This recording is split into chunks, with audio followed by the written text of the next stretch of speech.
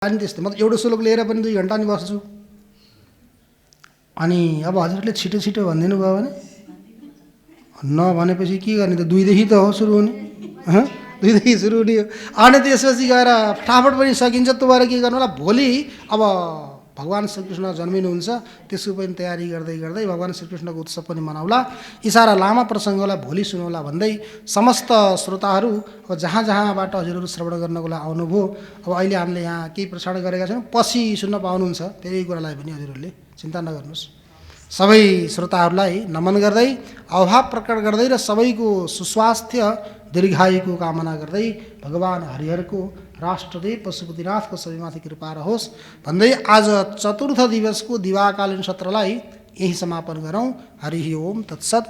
ओम पूर्णमदः पूर्णमिदं पूर्णात् पूर्णमुदच्यते पूर्णस्य पूर्णमादाय पूर्णमेवावशिष्यते। ओम शांति शांति शांति। सच्चिदानंद भगवान को, सद्गुरुदेव भगवान को, यज्ञ पुरुष भगवान को, यज्ञ में स्थापित पूजित देवहरू को, कर्ता का समस्त कुल पितृहरू को, ब्रह्मलिन गुरुजी महाराज को, हरिहर भगवान को, राष्ट्रदेव पशुपतिनाथ को, वैदिक सत्य सनातन धर्म को। ओम नमः पार्वती पतये हर हर हर महादेव शंभो। जन्माद्यस्य यतोऽन्वयादितरतश्चार्थेष्वभिज्ञस्वराट् तेने ब्रह्म हृदय आदिकवये मुह्यन्ति यत्सूरयः तेजो वारिमृदां यथा विनिमयो यत्र त्रिसर्गो मृषा धाम्ना स्वेन सदा निरस्तकुहकं सत्यं परं धीमहि। निगमकल्पतरोर्गलितं फलं सुखमुखादमृतद्रवसंयुतं पिबत भागवतं रसमालयं मुहुर्हो रसिका भुवि भावुका। सच्चिदानन्दरूपाय विश्वोत्पत्त्यादिहेतवे तापत्रयविनाशाय श्रीकृष्णाय वयं नुमः। श्रीकृष्णाय वयं नुमः। सच्चिदानंद भगवान को, सद्गुरुदेव भगवान को, यज्ञ पुरुष भगवान को, यज्ञ में स्थापित पूजित देवहरू को, देवघाट धाम को, हरिहर भगवान को, उमा महेश्वर भगवान को, लक्ष्मी नारायण भगवान को, ब्रह्मलिन गुरुजी महाराज को, कर्ता का समस्त कुल पितृहरू को, राष्ट्रदेव पशुपतिनाथ को, श्रीमद्भागवत महापुराण को, वैदिक सत्य सनातन धर्म को। ओम नमः पार्वती पतये हर हर हर महादेव शंभो।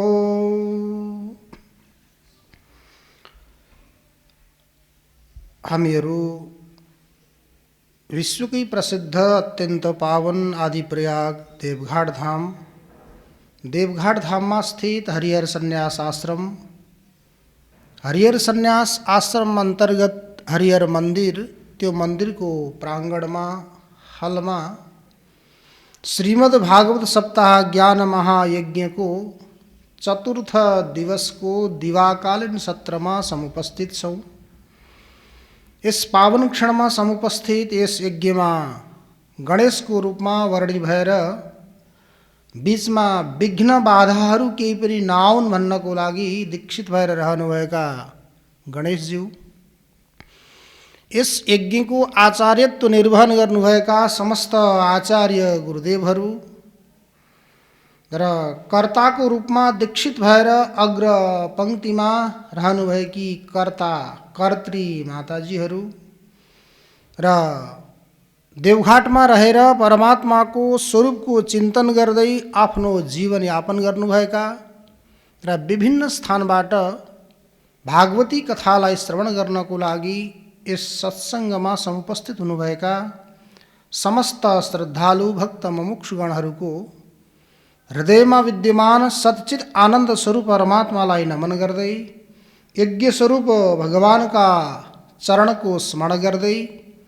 अब आज हामीहरू चतुर्थ दिवसका यी केही पावन प्रसङ्गहरूलाई श्रवण गर्नको लागि अगाडि बढ्दैछौँ, समुपस्थित भएका छौँ। हिजोसम्म हामीहरूले विभिन्न प्रकारका चरित्रहरूको बारेमा श्रवण गऱ्यौँ। राजा परीक्षितले सुखदेवजीको सान्निध्यमा धेरै प्रश्नहरू सोध्नुभयो। मरणासन्न व्यक्तिको कर्तव्य के हो, के सुन्नुपर्छ, के जप गर्नुपर्छ, कसको ध्यान गर्नुपर्छ, त्याग गर्ने कर्महरू के हुन्, विविध प्रकारका प्रश्नहरू सोधिसकेपछि सुखदेवजी अत्यन्त प्रसन्न हुनुभयो। आफ्नो स्वार्थको लागि मात्रै नसोचेर समस्त लोकको हितको लागि, लोकको कल्याणको लागि प्रश्न गरेको हुनाले सुखदेवजीले भन्नुभयो, वरीयान एषते प्रश्न कृतो लोकहितं नृप। हे नृप, हे राजन, हे राजा, हजुरले जो प्रश्न गर्नुभएको छ, वरीयान एषते प्रश्न, यो प्रश्न अत्यन्त श्रेष्ठ छ।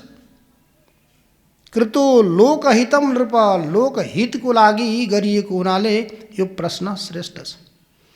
किनकि यो धारामा जो पनि व्यक्तिहरू आए अथवा आइएको छ सबैलाई जानुपर्छ।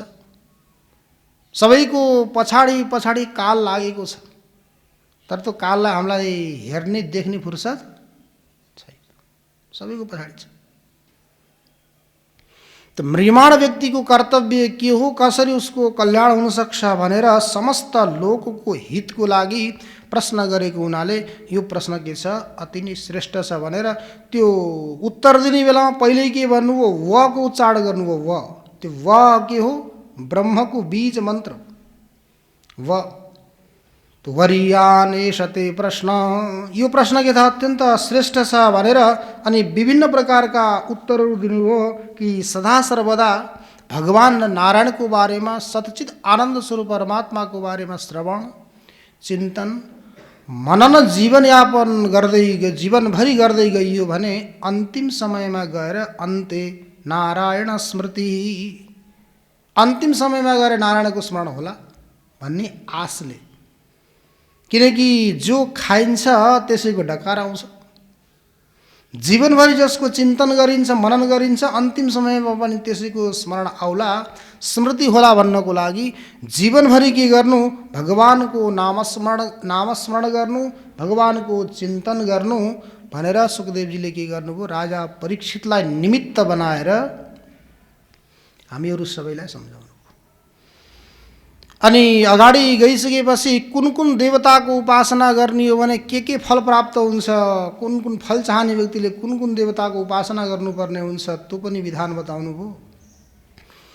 अनि भगवान नारायणले ब्रह्माजीलाई उपदेश दिएका चतुश्लोकी भागवतको पनि निरूपण गरेर अनि पुराणका 10 प्रकारका लक्षणहरूको निरूपण गरेर द्वितीय स्कन्धलाई समाप्त गर्नुभएको थियो।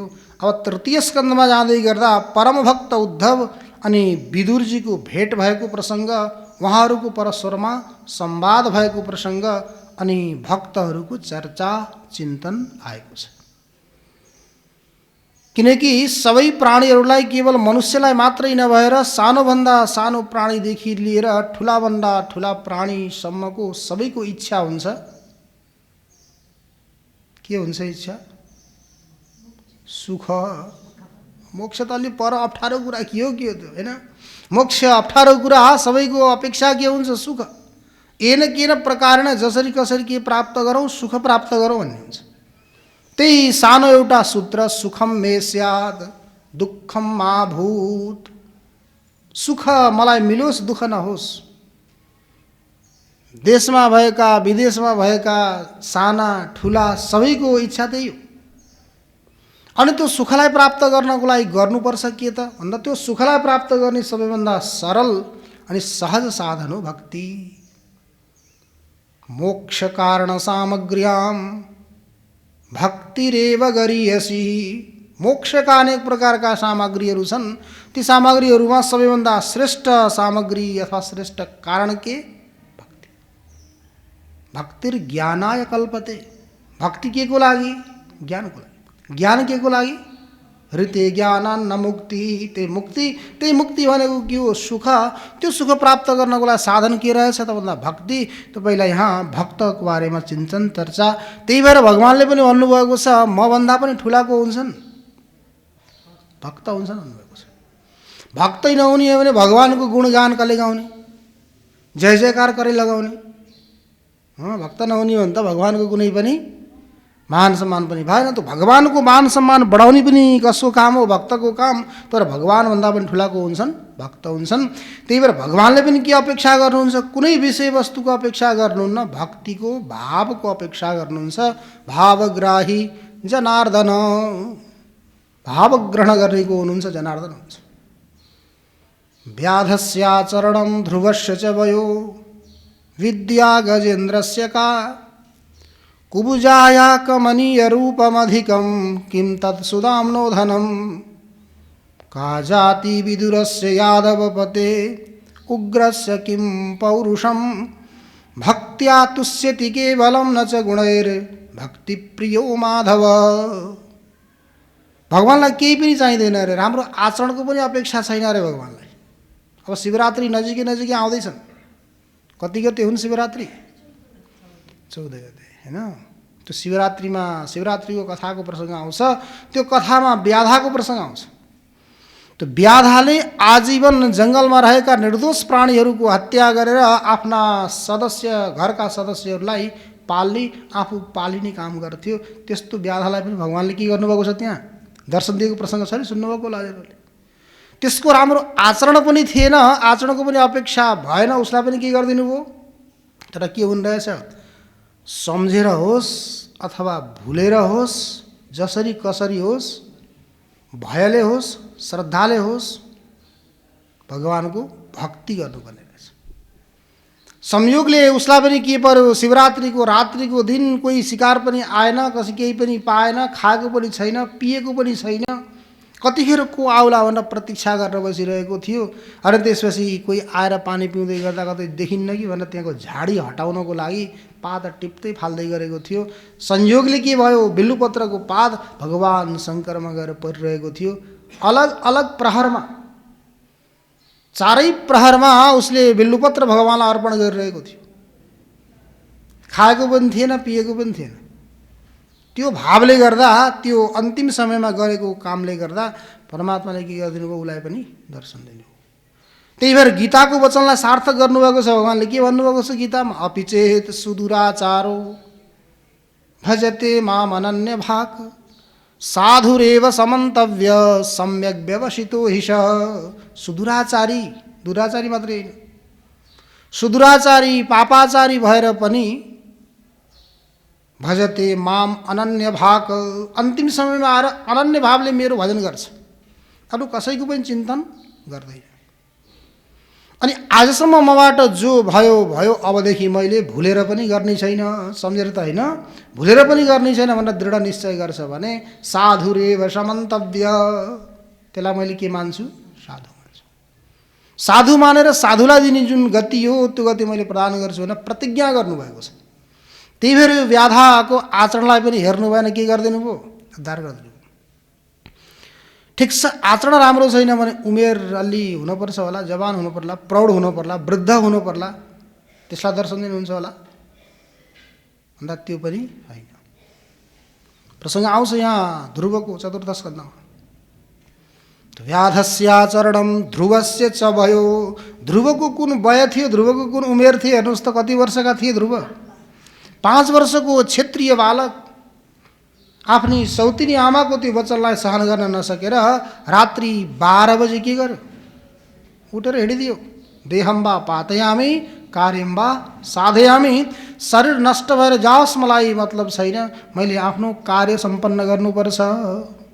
त्यो त्यस्ता 5 वर्षका बालकलाई पनि के गर्नुभयो, भगवानले दर्शन दिनुभयो। ठिक छ, आचरणको पनि अपेक्षा भएन, उमेरको पनि अपेक्षा भएन भने विद्याको अपेक्षा हुन्छ होला। कुन विश्वविद्यालयमा पढेको हो, कुन देशमा पढेको हो, के डिग्री छ उसँग, त्यो खोज्नुहुन्छ होला भगवानले। विद्या गजेन्द्रस्य का। त्यो गजेन्द्रले, हात्तीले कुन विश्वविद्यालयमा गएर पढेको थियो भन्नु त। भगवानले गीतामा एक ठाउँ भन्नुभएको छ, माम अनुस्मर युद्ध छ। माम अनुस्मर युद्ध छ, मेरो स्मरण गर्दै युद्ध गर। त्यो कहाँ सार्थक हुन्छ, कहाँ लाग्छ, यही गजेन्द्रमा लाग्छ। गजेन्द्रले के गर्यो, अन्तिम समयमा गोहीसँग ग्राहसँग युद्ध पनि गरिरहेको छ अनि भगवानको स्मरण पनि गर्यो। तो माम अनुस्मर युद्ध छ। विद्या गजेन्द्रस्य का। त्यो गजेन्द्रको कुन विद्या थियो, पढेको थिएन, डिग्री थिएन, तैपनि भगवानले के गर्नुभयो, दर्शन। पढ्न पनि छोडिदियो हुँदैछ नि, होइन? भारी बोकेर हिँड्नु पनि आवश्यकता पनि रहेन। त्यो त के को लागि हो, पेटको लागि हो। यी जति पनि विद्या हामीले पढ्दैछौँ, दौडिँदैछौँ, भाग्दैछौँ नि, जति पनि भनेर खर्च गरेर देशमा विदेशमा कहाँ कहाँ कति लाख करोड खर्च गरेर, त्यो केवल पेटको लागि, अरूलाई काम लाग्ने होला छैन। व्याधस्याचरणम ध्रुवस्य च भयो। विद्या गजेन्द्रस्य का। कुब्जाया कमनीय रूपमधिकम किं तत् सुदाम्नो धनम। कुब्जा, कुबडी भन्छन्, धेरै ठाउँबाट टेढी भएकी भाङ्गी कुरूपा, ती कुब्जालाई पनि के गर्नुभयो, भगवानले दर्शन दिनुभयो। राम्रो रूपको पनि आवश्यकता छैन। त्यही भएर एन्टिङ पेन्टिङ गर्नुपर्ने आवश्यकता पनि भगवानको लागि छैन। यति भाव भएपछि प्रसन्न हुन्छ। त कुब्जाया कमनीय रूपम अधिकम। धन हुनुपर्छ होला, ठुला ठुला महल हुनुपर्छ होला, गाडी हुनुपर्छ होला, नोकर चाकर सेवकहरू हुनुपर्छ होला। किम तत्सुदाम्नो धनम। सुदामासँग के धन थियो, हेर्नुहोस् त। सुदामालाई भगवानले सारा वैभव प्रदान गरिदिनु भयो अनि सुदामाकै चरणमा आफू पर्नुभयो। सुदामाका ती चरणको प्रक्षालन आफ्ना अश्रुले चरण प्रक्षालन गर्नुभयो, आफ्नो सिंहासनलाई राख्नुभयो, अङ्कमाल गरेर सुदामा मेरो हुन पनि किन नहोस्, मित्र त मित्रै हो कि होइन भन्नु त। अरू सबै बुवा आमा गुरुहरू भन्दा पनि मित्र अत्यन्त प्रिय। कसैलाई नभनिने कुराहरू पनि कहाँ गएर भनिन्छ, मित्र हो भन्ने गर्नुहुन्छ। कुब्जाया कमनीय रूपम अधिकम किम तत् सुदाम्नो धनम। धनको पनि आवश्यकता छैन। त्यसो भए राम्रो कुल वर्णमा जन्मेको व्यक्तिलाई भगवानले दर्शन दिनुहुन्छ होला। तो का जाति विदुरस्य यादवपते उग्रस्य किम पौरुषम। का जाति विदुरस्य। विदुरजीको यहाँ प्रसङ्ग आउँछ। कुन जातिका हुनुहुन्थ्यो विदुरजी? दासी पुत्र।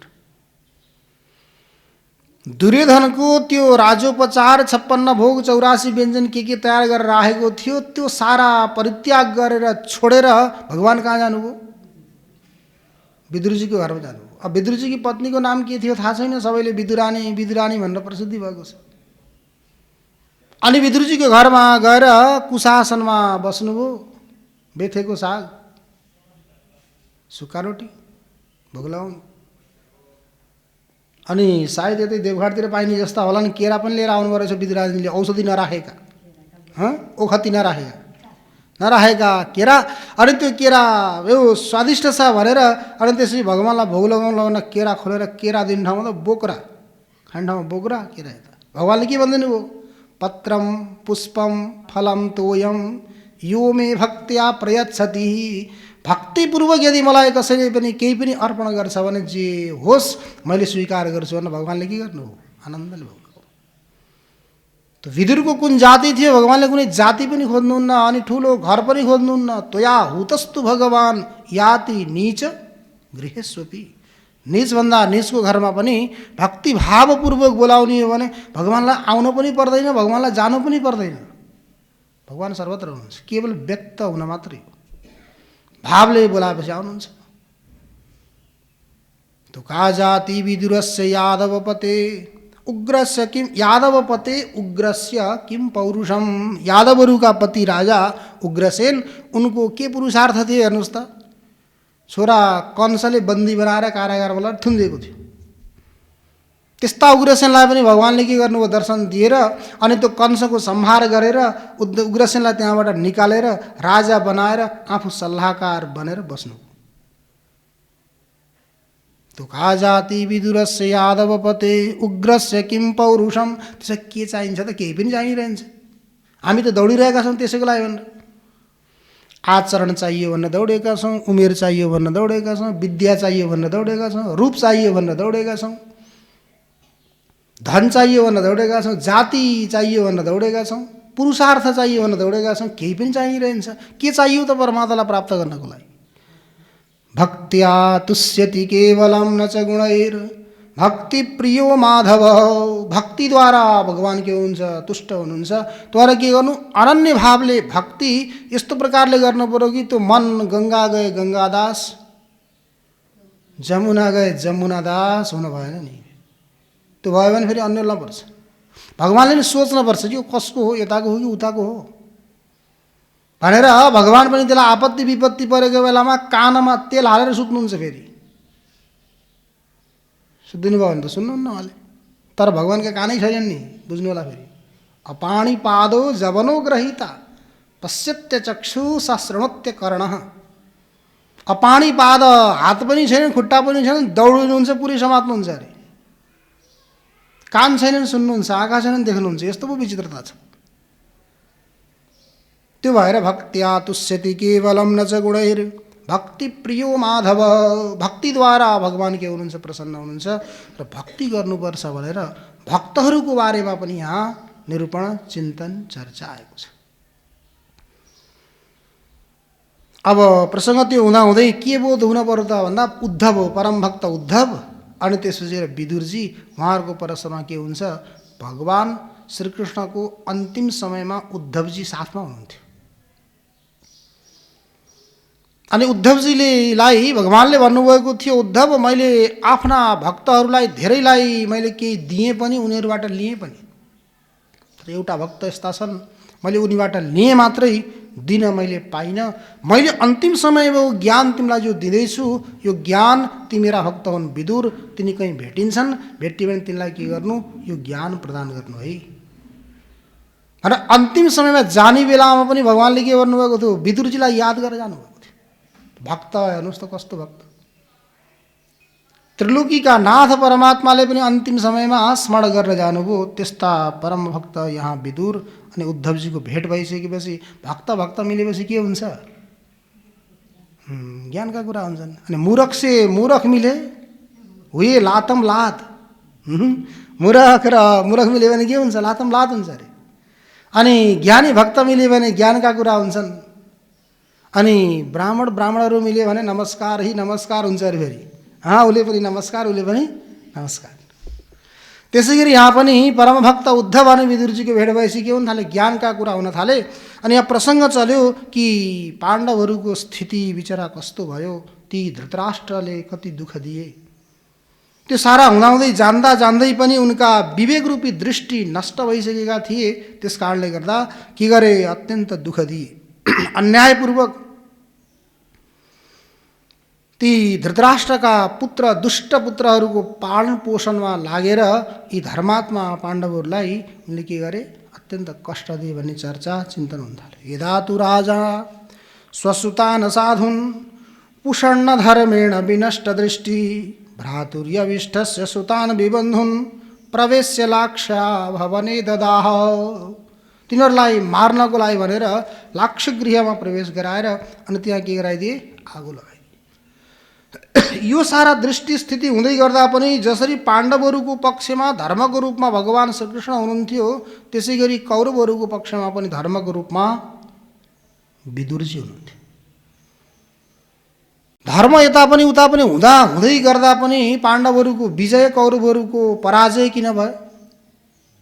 किनकि धर्म त दुवै पक्षमा थियो, तर कौरवले विदुरजीले भनेको मान्दैन्थे।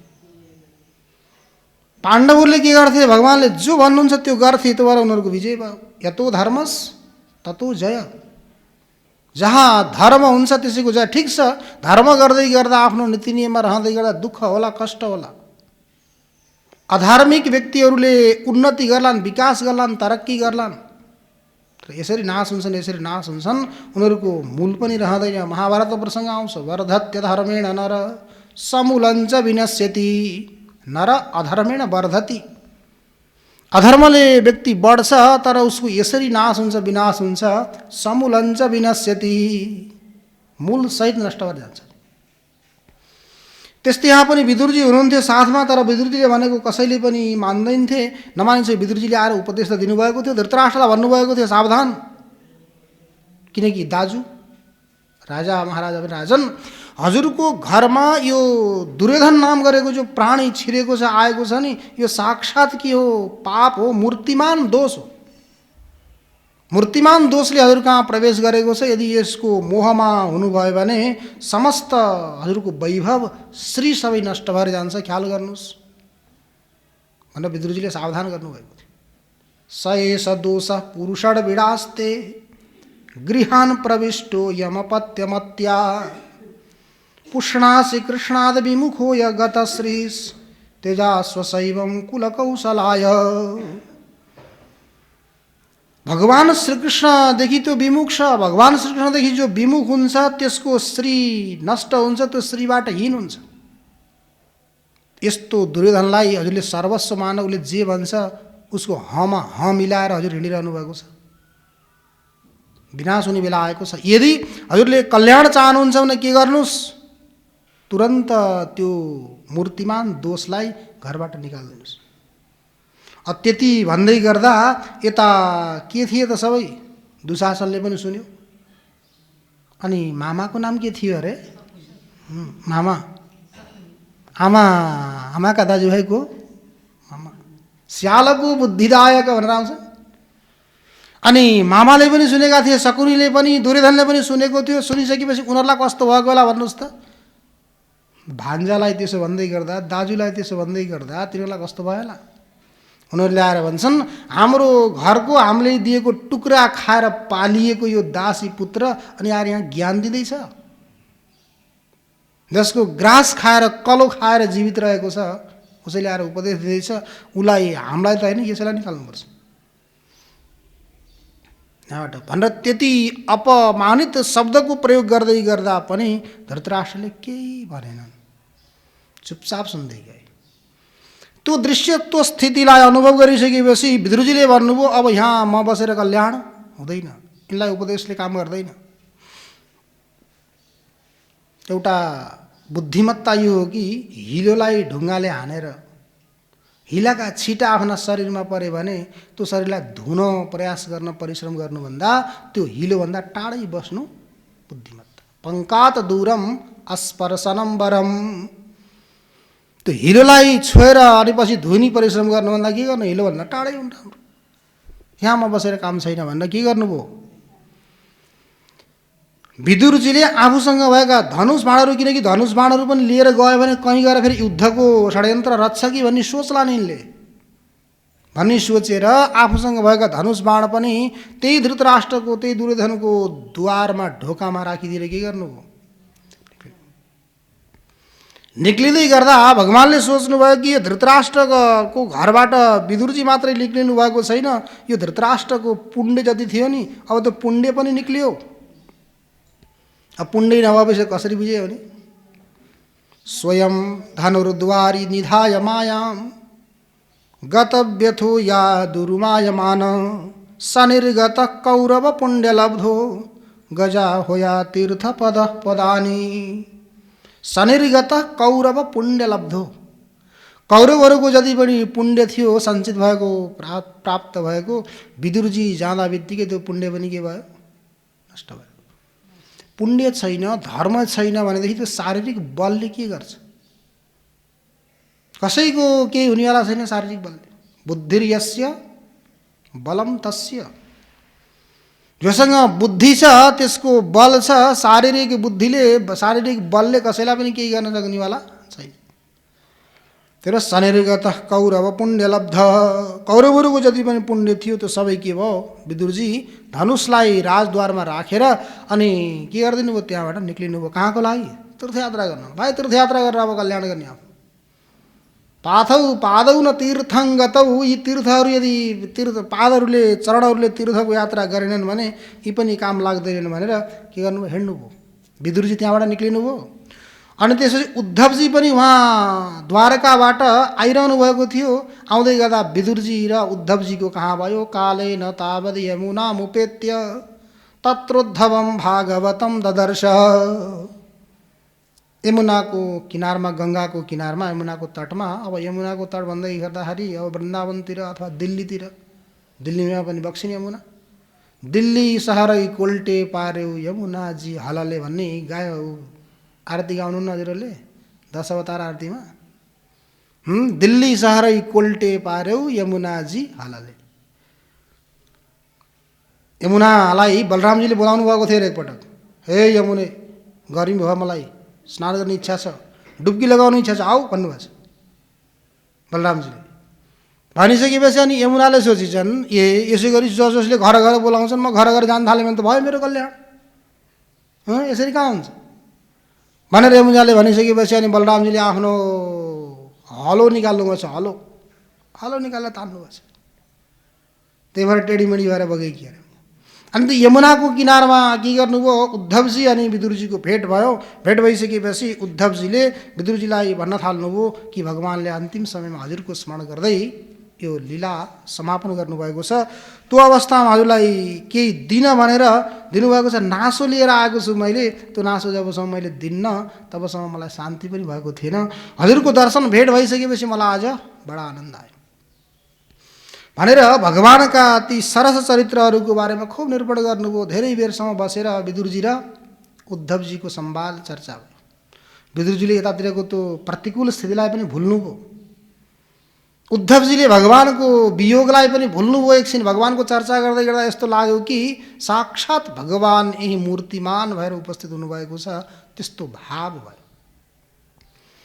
अनि भगवानका बाल लीलाहरूको चरित्र, भगवानको सुन्दरताको बारेमा सुन्दरताको बारेमा वर्णन गर्दै जानुभयो उद्धवजीले। विदुरजीलाई भन्नुहुन्छ, भगवान यति सुन्दर हुनुहुन्थ्यो, यति सुन्दर हुनुहुन्थ्यो कि कहिलेकाहीँ आफ्नै रूप सुधाको पान गरेर आफै मोहित हुनुहुन्थ्यो। यो के हो भनेर। अन्य आभूषण आदिले भगवान सुन्दर हुनुहुन्थेन। आभूषण आदि भगवानको अङ्गको स्पर्श प्राप्त गरेर उनीहरू कृतार्थ हुन्थे। हामीहरू आज कृतार्थ भयो भनेर आफूलाई धन्य धन्य मान्थे। विस्मापनम स्वस्य च सौभगार्थे परम पदम भूषणाङ्गम।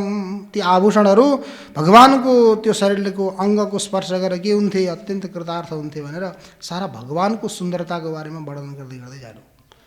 त्यो वर्णन गरिसकेपछि बाहिरी सुन्दरता त भगवानको थियो, बाहिरी सुन्दरता मात्रै होइन, भगवानको आभ्यन्तर सुन्दरता पनि थियो। त्यही भएर लेखनाथजीले भन्नुभएको छ नि, तरुण तपसी भन्ने पुस्तकको नाम याद छैन, छ नि? त्यहाँ त बडा दिव्य दिव्य प्रसङ्गहरू छन् तरुण तपसी। मलाई त्यहाँ धेरै मनपर्ने यदि चरीका विलाप भन्ने प्रसङ्ग छन्। चरीका विलाप, सिकारीले हानिदिन्छ चरालाई, त्यो पनि प्रसङ्ग छ। यहाँ एउटा प्रसङ्ग के भन्नुभएको छ भने, कुनै व्यक्ति बाहिर हेर्दा त एकदम चम्किला धम्किला छन्, भित्र हेर्न नहुने छन्। कुनै बाहिर धुस्रा फुस्रा छन्, तर भित्र उनीहरूको हृदय अत्यन्त सुन्दर दिव्य चम्किलो छ। कुनै देउता जस्ता सुघर सुकिला बाहिर भने कलेजामा हेर्दा मलिन फोहरी हेर्न नहुने कुनै फुस्रा धुस्रा मलिन फोहरी बाहिर भने कलेजामा हेर्दा हृदय सहसा गदगद हुने। बाहिरबाट हेर्दा त फुस्रा धुस्रा छन्, हेर्नुहोस् त त्यो नरिवललाई निकाल्दै गर्दाखेरि अब अहिले पो यो देखिएको छ, अब यसलाई निकाल्दाखेरि कति परिश्रम गर्नुपर्छ। पहिला के, अनि फेरि जटा, अनि त्यसपछि फेरि अर्को के कठोर, त्यो सारा निकाल्दा अनि गएर के आउँछ, त्यो रस आउँछ। त्यसै गरी कुनै व्यक्ति बाहिर देख्दा त अत्यन्त कठोर देखिन्छन्, वज्रादपि कठोराणि मृदूनि कुसुमादपि। बाहिरबाट हेर्दै गर्दा त वज्रभन्दा पनि कठोर जस्ता देखिन्छन्, तर हेर्दै गर्दा भित्रबाट के छन्, मृदूनि कुसुमादपि। कुसुम भनेको गुलाब, कमल। त्यो कमलको फुल जस्तो प्रकारले कमल हुन्छ, त्यस्तै प्रकारले हृदय के हुन्छ, निर्मल भएका। त्यस्तै बाहिरबाट देख्दाखेरि अत्यन्त मलिन जस्ता फुस्रा धुस्रा देखिए पनि भित्रबाट के अत्यन्त गदगद हुने।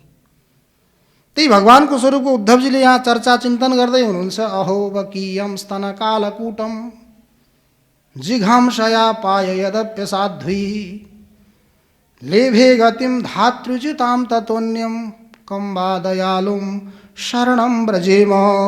त्यस्ता भगवानको के गर्नुपर्छ, शरण ग्रहण गर्नुपर्छ। त्यस्ता दयालु भगवानको शरण ग्रहण गरिसकेपछि मार्न भनेर आएको व्यक्तिलाई पनि के गरिदिनु भयो, उद्धार गरिदिनु भयो। अब हजुरले चिन्नु भएको छ हैन त, ती पुतना को हुन्, ती पुतना भने कि राक्षसी, अविद्या, वासना, अन्धकार, अज्ञान। अब त्यो अज्ञानलाई नष्ट गर्नको लागि भगवानको नै के हुन्छ आवश्यकता, त्यो अज्ञानलाई पनि भगवानले के गरिदिनुहुन्छ, आफ्नो त्यो ज्ञान रूप पद प्रदान गर्नुहुन्छ। त्यो त्यस्तीलाई त प्रदान गर्नुभयो भने कोही श्रद्धा भक्ति भावले यदि भगवानको भजन स्मरण गर्ने हो भने तिनीहरूको त के अवश्य उद्धार हुन्छ। त्यही हाम्रो त उद्धार हुन्छ भने ढुक्क छ है। के छ हजुरहरूको विचार? उमामाता ढुक्क हुन्छ नि, ढुक्क भए हुन्छ। फेरि खडबड खडबड हुनुभयो भने नहुनु पनि सक्छ। फेरि ढुक्क हुनु पऱ्यो नि, बुद्धिको काम हो ढुक्क गराउने। मनले के गर्छ, सङ्कल्प विकल्पात्मकम मन, सङ्कल्प अनि विकल्प यो हो कि ऊ हो कि भन्ने बनाउँछ। अनि निश्चयात्मिका बुद्धि के गर्नु पऱ्यो, निश्चय गर्नु पऱ्यो। त भगवानले उद्धवजीले के गर्नुभयो, भगवानका अनेक प्रकारका यी सरस चरित्रहरूको निरूपण गरेर यति मात्रै होइन, भगवान कृतघ्न हुनुहुन्न, भगवान कृतज्ञ हुनुहुन्छ भन्ने पनि ज्ञापन गर्नु। कसैले केही उपकार गरेको छ भने त्यो उपकारलाई भुल्नु हुँदैन। ठुलो गरोस् सानो गरोस्, आफू पनि त्यस्तो केही गर्ने समय आयो भनेदेखि सकेसम्म त नगरे पनि गर्ने हो, नगरे पनि गर्ने हो। तैपनि यस्तो स्थितिमा कसैले उपकार गरेको छ, केही गरेको छ भनेदेखि के गर्नु, त्यस्तो अवस्थामा नभुल्नु, कमसेकम उसलाई कृतज्ञता ज्ञापन गर्नु। त भगवान श्रीकृष्ण जब अध्ययन गर्नको लागि गुरु सान्दीपनीको आश्रममा जानुभयो उज्जैनीमा, त्यहाँ गएर अध्ययन गरिसकेपछि गुरुदेवलाई भन्नुभयो, गुरुदेव मैले हजुरबाट विद्या प्राप्त गरेँ, गुरुदक्षिणाको रूपमा हजुरलाई के दिउँ भन्दा गर्दा गुरुजीले भन्नुभयो, त्यो घरमा के चाहिन्छ मलाई थाहा छैन, के आवश्यकता छ उनीलाई थाहा छ, उनी गुरुआमालाई गएर सोध, मलाई थाहा छैन के चाहिन्छ, के आवश्यकता छ, मैले पढाइदिएँ, तिमीले राम्रोसँग पढ्यौ। अनि भगवान के गर्नुभयो, गुरुआमासँग जानुभयो, गइसकेपछि माताजी के आवश्यकता छ, गुरुजीले यसो गर्न पठाउनु भएको छ भनेपछि माताजीले भन्नुभयो, अरू सामान्य कुरा त मैले अरूबाट पनि माग्न मगाउन सक्छु, तिमी त पुरुषोत्तम हौ अरे, जगत गुरु हौ अरे, नारायण हौ अरे, सच्चित आनन्द स्वरूप परमात्मा हो अरे, कर्तुम अकर्तुम अन्यथा कर्तुम सर्व कर्तुम समर्थ छौ अरे। त्यो भएर सानै समयमा ती जन्मदा बित्तिकै मेरा पुत्रहरू मरेर गएका छन्, कहाँ गए थाहा भएन, तिनको राम्रोसँग मैले मुख पनि हेर्न पाएकी छैन। यदि तिमीले सक्छौ भने के गर, ती मेरा गएका बालकहरूलाई ल्याइदेऊ भनिसकेपछि भगवान श्रीकृष्ण के गर्नुभयो, पाताल लोकमा गएर पञ्चजन नाम गरेको राक्षसले आफ्नो पेटमा राखेको रहेछ, सबैलाई ल्याएर के गरिदिनु भयो, दिएर अनि माताजीलाई गुरुजीलाई प्रणाम गरेर त्यहाँबाट आफ्नो कार्य गर्नको लागि अगाडि बढ्नु भएको प्रसङ्ग पनि उद्धवजीले सुनाउनु भयो। कसलाई सुनाउनु भयो, विदुरजीलाई सुनाउनु भयो। संवाद चल्दैछ विदुरजीको अनि उद्धवजीको परस्परमा यो संवाद चल्दैछ। अब उद्धवजीसँगबाट बिदा भएर विदुरजी के गर्नुभयो, त्यहाँबाट अगाडि बढ्नुभयो। अगाडि बढ्दै बढ्दै गइसकेपछि मैत्रेय नाम गरेका ऋषिसँग विदुरजीको फेरि के भयो, भेट भइसकेपछि उहाँहरूको पनि परस्परमा के हुन थाल्यो, संवाद, प्रश्न अनि उत्तर हुन थाले, जिज्ञासा हुन थाले। उही ज्ञानी से ज्ञानी मिले हुए ज्ञान की बात। तो ज्ञानीसँग ज्ञानी मिल्यो भने के हुन्छन्, ज्ञानका कुरा हुन्छ। हजुर ज्योति बल्यो, ज्योति बलिसकेपछि अन्धकार गयो, कता गयो, कता गयो, कता गयो। ज्ञानको ज्योति बलेपछि अज्ञान गयो, हरायो। अब यहाँ ज्ञानको के हुँदैछ, संवाद चल्दैछ, विदुरजी अनि मैत्रेयजीको संवाद। उहाँले भन्नुहुन्छ होइन, यी मनुष्यहरू, मनुष्य लोकमा प्राणीहरू सबैले कर्म गरिरहेका हुन्छन्, के को लागि गर्छन् कर्म?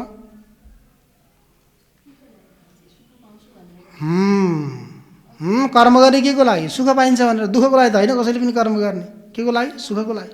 तर विडम्बना के छ, दुःख नष्ट हुँदैन क्या, दुःख नष्ट हुने कुरो त भएन, सुख प्राप्ति हुने कुरा त छोडिदिनु, पहिला भएको जो दुःख छ त्यो पनि नष्ट हुँदैन, अझ बढ्दै जान्छ, अझ बढ्दै जान्छ, थपिँदै जान्छ।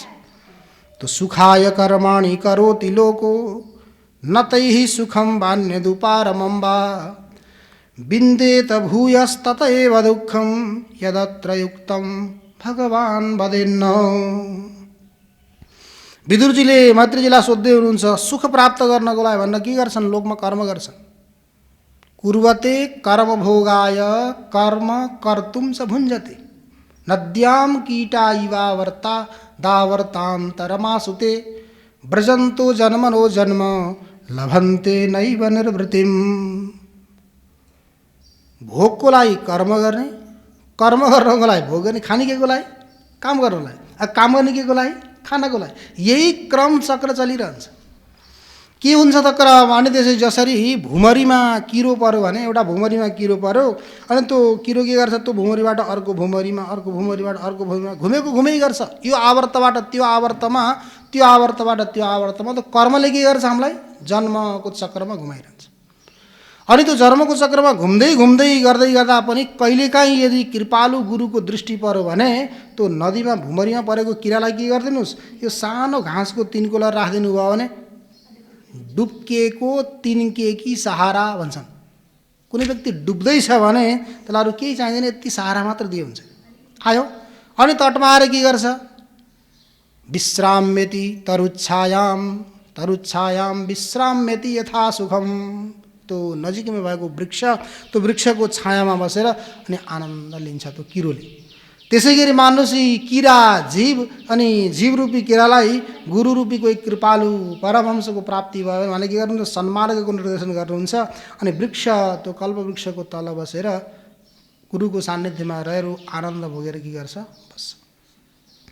त्यही यहाँ सारा सुख प्राप्त गर्नको लागि भनेर कर्म त गरेका हुन्छन्, तर त्यो कर्म गरेर दुःख त नष्ट हुँदैन यत्तिकै, अझ सुख प्राप्त गर्ने त कुरा के भयो, दुःख पनि नष्ट हुँदैन चर्चा हुँदै थियो।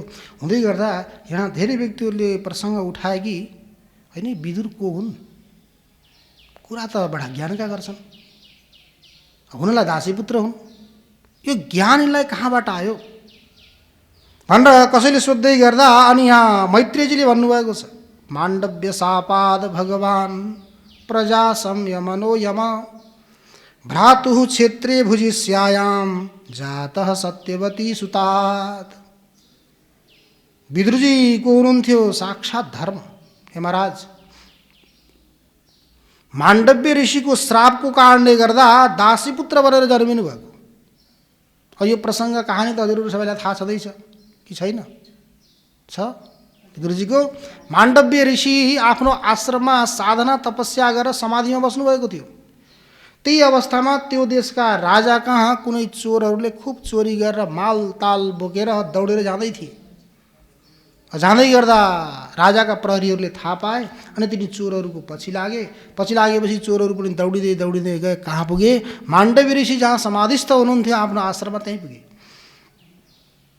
अनि चोरेर ल्याएको सामग्री यताउता फालिदिए, आश्रमको कुनामा यताउता फालेर माण्डव्य ऋषि जसरी बस्नुभएको थियो तिनीहरू पनि त्यसै गरी बसे, समाधिको नाटक गरेर बसे। अनि पछिबाट आए प्रहरीहरू, प्रहरी आइसकेपछि के गरे, ती चोरलाई पनि समाते, चोरको साथसाथमा भएको माण्डव्य ऋषिलाई पनि समाते। संसर्ग जा दोष गुणा भवन्ति।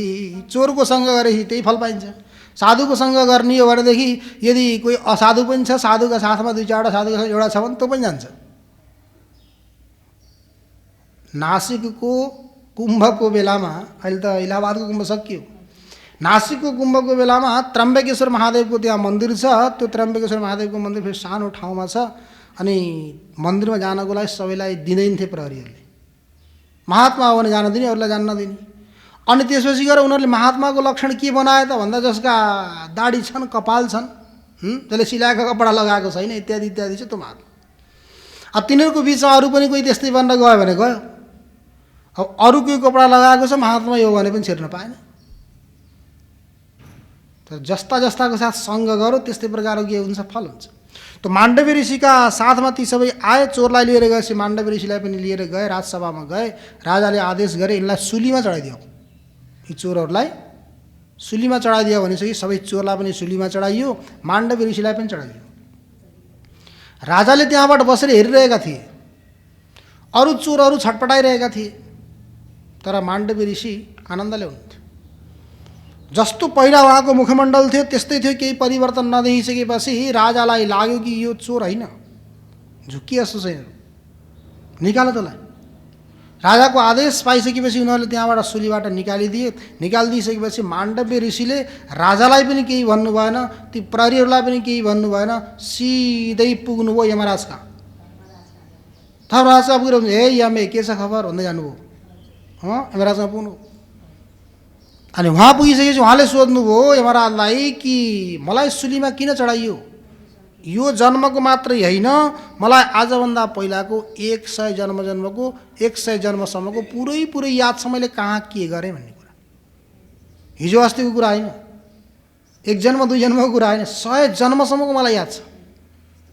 हामीलाई पनि त्यति याद हुने त हामीले त्यो परमात्मालाई सायद गाली गरिन्थेन होला नि। कहिलेकाहीँ घुँडा दुखे, कहिलेकाहीँ कम्मर दुखे, कहिलेकाहीँ के भयो भने त्यो भगवान पनि कस्तो होला, मैले भनेको पनि सुन्दैन, सारा दुःख सारा समस्या पुरै मलाई किन दिन्छ त्यसले।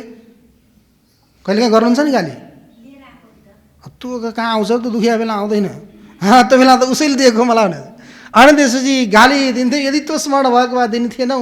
अनि माण्डव्य ऋषिले के भन्नुभयो, कसैलाई केही नभनिकन 100 जन्मसम्मको मलाई पुरै याद छ, मैले यस्तो कर्म गरेको छैन। कुन कर्मको फल मलाई दिनुभयो भनिसकेपछि यमराज धर्मराज पनि डराउनु भयो।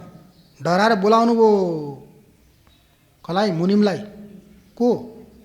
चित्रगुप्त। चित्रगुप्तलाई बोलाएर बही खाता पल्टाउन थाल्नुभयो कि यिनले कुन कर्म गरेका थिए कहिले भनेर हेर्दै गर्दा राजन महाराज 100 जन्मसम्म त यिनको त्यस्तो कर्म केही थिएन, तर 101 जन्म पहिला कुनै एउटा किरोलाई त्यो काँडाले यसरी घोचिदिएको कोपिदिएको थियो, त्यही कर्मको फल हो भनिसकेपछि माण्डव्य ऋषिले यमराजलाई सोध्नुभयो, धर्मराज म त्यो बेलामा कति वर्षको थिएँ भनेर सोध्दै गर्दा हजुर त्यो बेलामा अबोध बालक हुनुहुन्थ्यो, सानो। भनेपछि हजुरलाई त्यति पनि ज्ञान छैन। अबोध अवस्थामा गरेको पाप पुण्यको फल अभिभावकलाई हुन्छ, उसलाई हुँदैन। त्यो फल मलाई किन दिनु, म त अबोध थिएँ। नबुझिकन हजुरले मलाई त्यो फल दिएको कारणले गर्दा मैले पनि हजुरलाई श्राप दिन्छु, हजुर 100 वर्षसम्म शूद्रको कुलमा जन्मेर बस्न परोस् भनेर के गरिदिनु भयो माण्डव्य ऋषिले धर्मराजलाई श्राप दिएको कारणले गर्दा उनी धर्मराज अहिले विदुर बनेर दासी पुत्र बनेर जन्मेको कारणले गर्दा उहाँको ज्ञान विस्मरण भएको थिएन। ज्ञान सबै थियो, त्यो भएर के गर्नुभयो उहाँले बताएका यी नीति, यी नीतिहरूलाई पनि समाजमा के भनेर बताइन्छ, विदुर नीति भनेर प्रसिद्धि छ। त्यो माण्डव्य शापाद भगवान् प्रजा संयमनो यम भ्रातुः क्षेत्रे भुजिष्यायाम जातः सत्यवती सुतात। यो सारा प्रसङ्ग भइसकेपछि अब यता मैत्रेयजी अनि विदुरजीको प्रसङ्ग चल्दै गयो। यो सृष्टिको विस्तार कसरी भयो, के भयो, सृष्टि कसरी उत्पन्न भयो भन्ने ती चर्चा हुँदै हुँदै गए। अब यो सृष्टिका विस्तार गर्न थाल्ने भने अलग अलग प्रकारका छन्। प्रकृतेर्महांस्ततो अहङ्कार तस्मात् गणश्च षोडशकः तस्मादपि षोडशकात् पञ्चभ्यः पञ्चभूतानि तस्माद् वा एतस्मात् आत्मन आकाशः सम्भूत आकाशात् वायो वायो अग्ने अग्ने आप अद्भ्याम पृथिवी पृथिव्याम ओषधयो जायन्ते। पहिला मूल प्रकृति हुन्छ अरे। त्यसैलाई अव्यक्त पनि भनिन्छ, त्यसैलाई प्रधान तत्त्व, मूल तत्त्व प्रधान पनि भन्छ।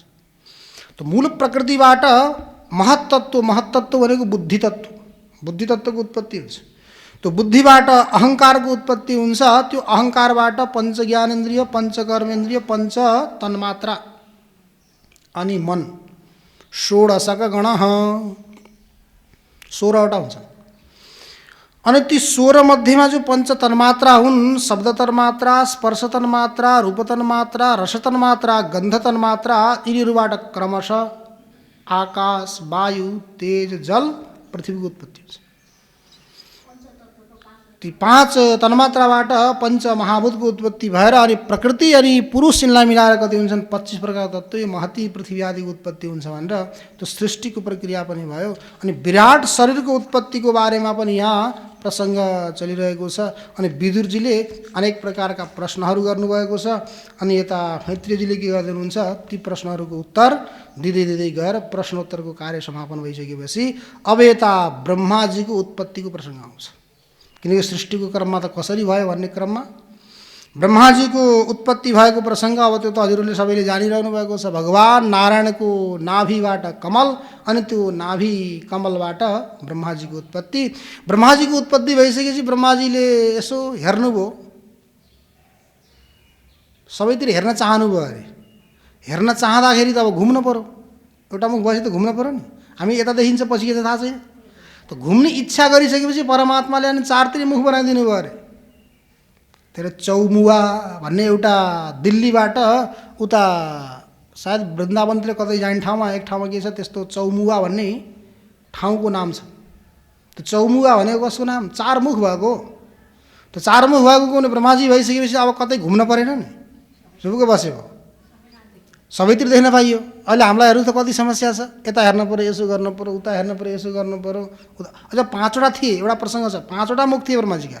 माथिको त केही भएर काटिएको, 4वटा छ। अनि ब्रह्माजीको अन्यत्र कहीँ पनि मन्दिर छैन। मन्दिर कहाँ छ ब्रह्माजीको, जानुभएको छ हजुरहरू? राजस्थानमा पुष्कर भन्ने ठाउँ छ, तीर्थराज पुष्कर। त्यहाँ पुष्करमा ब्रह्माजीको के छ, मन्दिर छ। त्यो ब्रह्माजीको उत्पत्ति भएको पनि यहाँ के आयो प्रसङ्ग। ब्रह्माजी उत्पत्ति भइसकेपछि अनि फेरि कोही न कोही त म उत्पन्न भयो भने मलाई उत्पन्न गर्ने कोही न कोही कारण छ। कारण नभइकन कार्यको उत्पत्ति हुँदैन, त्यो को हो भनेर अनि त्यसपछि त्यो कमलको फुलको डन्ठलमा सुरेली खेल्दै झर्नुभयो। तर कमलको फुल माथि पुगेको थियो, त्यसबाट सुरेली खेल्दै तल तल झर्दै झर्दै गइसकेपछि अनि भगवान् नारायणसँग भेट भयो। नारायणले के भन्नुभयो, तप भन्नुभयो, तपस्या गर। यत्तिकै बसेर गफ लगाएर हुन्न, के गर, तपस्या गर। तिम्रो काँधमा ठुलो जिम्मेवारी आउँदैछ भनेर तपस्या गर्नलाई के दिनु, वेद प्रदान गर्नुभयो। तेने ब्रह्म हृदय आदि कवये आएको थियो। त्यो आदि कवय भनेको ब्रह्माजीलाई के गर्नुभयो, वेद प्रदान गर्नुभयो आफ्नो सङ्कल्प शक्तिद्वारा, हृदय सङ्कल्प शक्तिद्वारा त्यो वेद प्रदान गरेर अनि वेदलाई राम्रोसँग पढ्नु, वेदले जो भनेको छ त्यो विधि विधान अनुसार जगतको सृष्टि गर्नु अनि जगतको सृष्टिको विस्तार गर्नु भनेर ब्रह्माजीलाई दिइसकेपछि अनि ब्रह्माजीले के गर्नु, भगवानको स्तुति गर्नुभयो। तद्वा इदं भुवन मङ्गल मङ्गलाय ध्यानेस्मनो दर्शितं त उपासकानां तस्मै नमो भगवते नुविधेव तुभ्यं यो नादृतो नरक भाग भिरसद प्रसङ्गै। ब्रह्माजीले भगवान् नारायणको दिव्य स्तुति गर्नुभयो। अब यहाँ स्तुतिका पनि धेरै लामा लामा प्रसङ्गहरू छन्। यो स्तुति गरिसकेपछि फेरि अहिले त तपस्या जति भएको छ यतिले हुँदैन, भूयस्त्वं तपः, फेरि पनि के गर्नुहोस्,हरूले तपस्या गर्नुहोस्। त्यो तपस्याको माध्यमले अनि यो सृष्टिको विस्तार अगाडि गर्नुहोस् भनेर अलग अलग प्रकारका सृष्टि, अब यहाँ 10-10 प्रकारका सृष्टिहरूको प्रसङ्ग, मन्वन्तर आदि यी काल विभाग भएको प्रसङ्ग अलग अलग। यी मन्वन्तर अहिले कति चल्दैछ, 28तमे भन्यो नि, 28 यी मन्वन्तरहरू चल्दैछन्। यिनीहरूको प्रसङ्ग अनि सृष्टिको विस्तारको प्रसङ्ग हुँदै गर्दा त्यही आएका थिए नि 24 अवतार मध्येमा प्रथम सनकादिको यी के हुन्, ब्रह्माजीका मानस सृष्टि। मनले उहाँले के गर्नुभयो, सबै सारा सृष्टि गरिसकेपछि अनि ब्रह्माजीको तपस्या त यता छँदै थियो।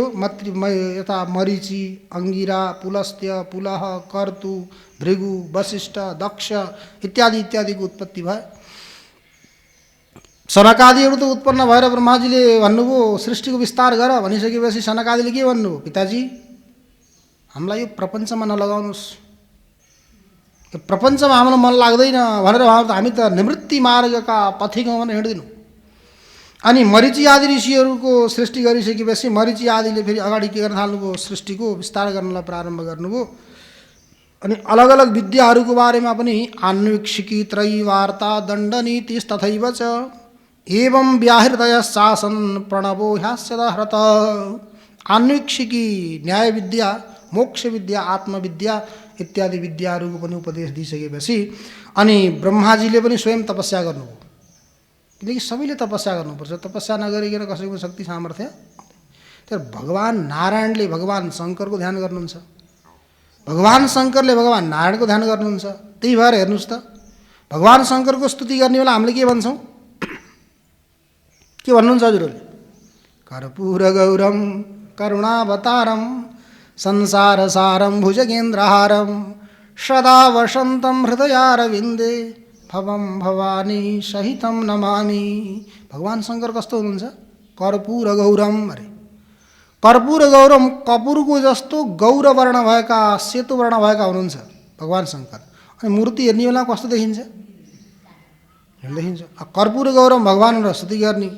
अनि त्यसपछि यता फेरि भगवान नारायण कस्तो हुनुहुन्छ, शान्ताकारं भुजगशयनं पद्मनाभं सुरेशं विश्वाधारं गगनसदृशं मेघवर्णं शुभाङ्गं।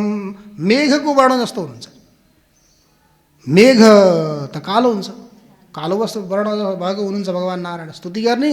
अनि हेर्दै गर्दा भगवान नारायण गौरवर्ण हुनुहुन्छ, भगवान शङ्कर फेरि नीलवर्ण हुनुहुन्छ। के भयो त भनेर कसैले सोध्दै गर्दा आचार्यहरूले भन्नुभयो जस्ताको ध्यान गरिन्छ त्यस्तै भइन्छ। कर्पूर गौर वर्ण भएका भगवान शङ्करको ध्यान गरेर भगवान नारायण गौरवर्ण हुनुभयो।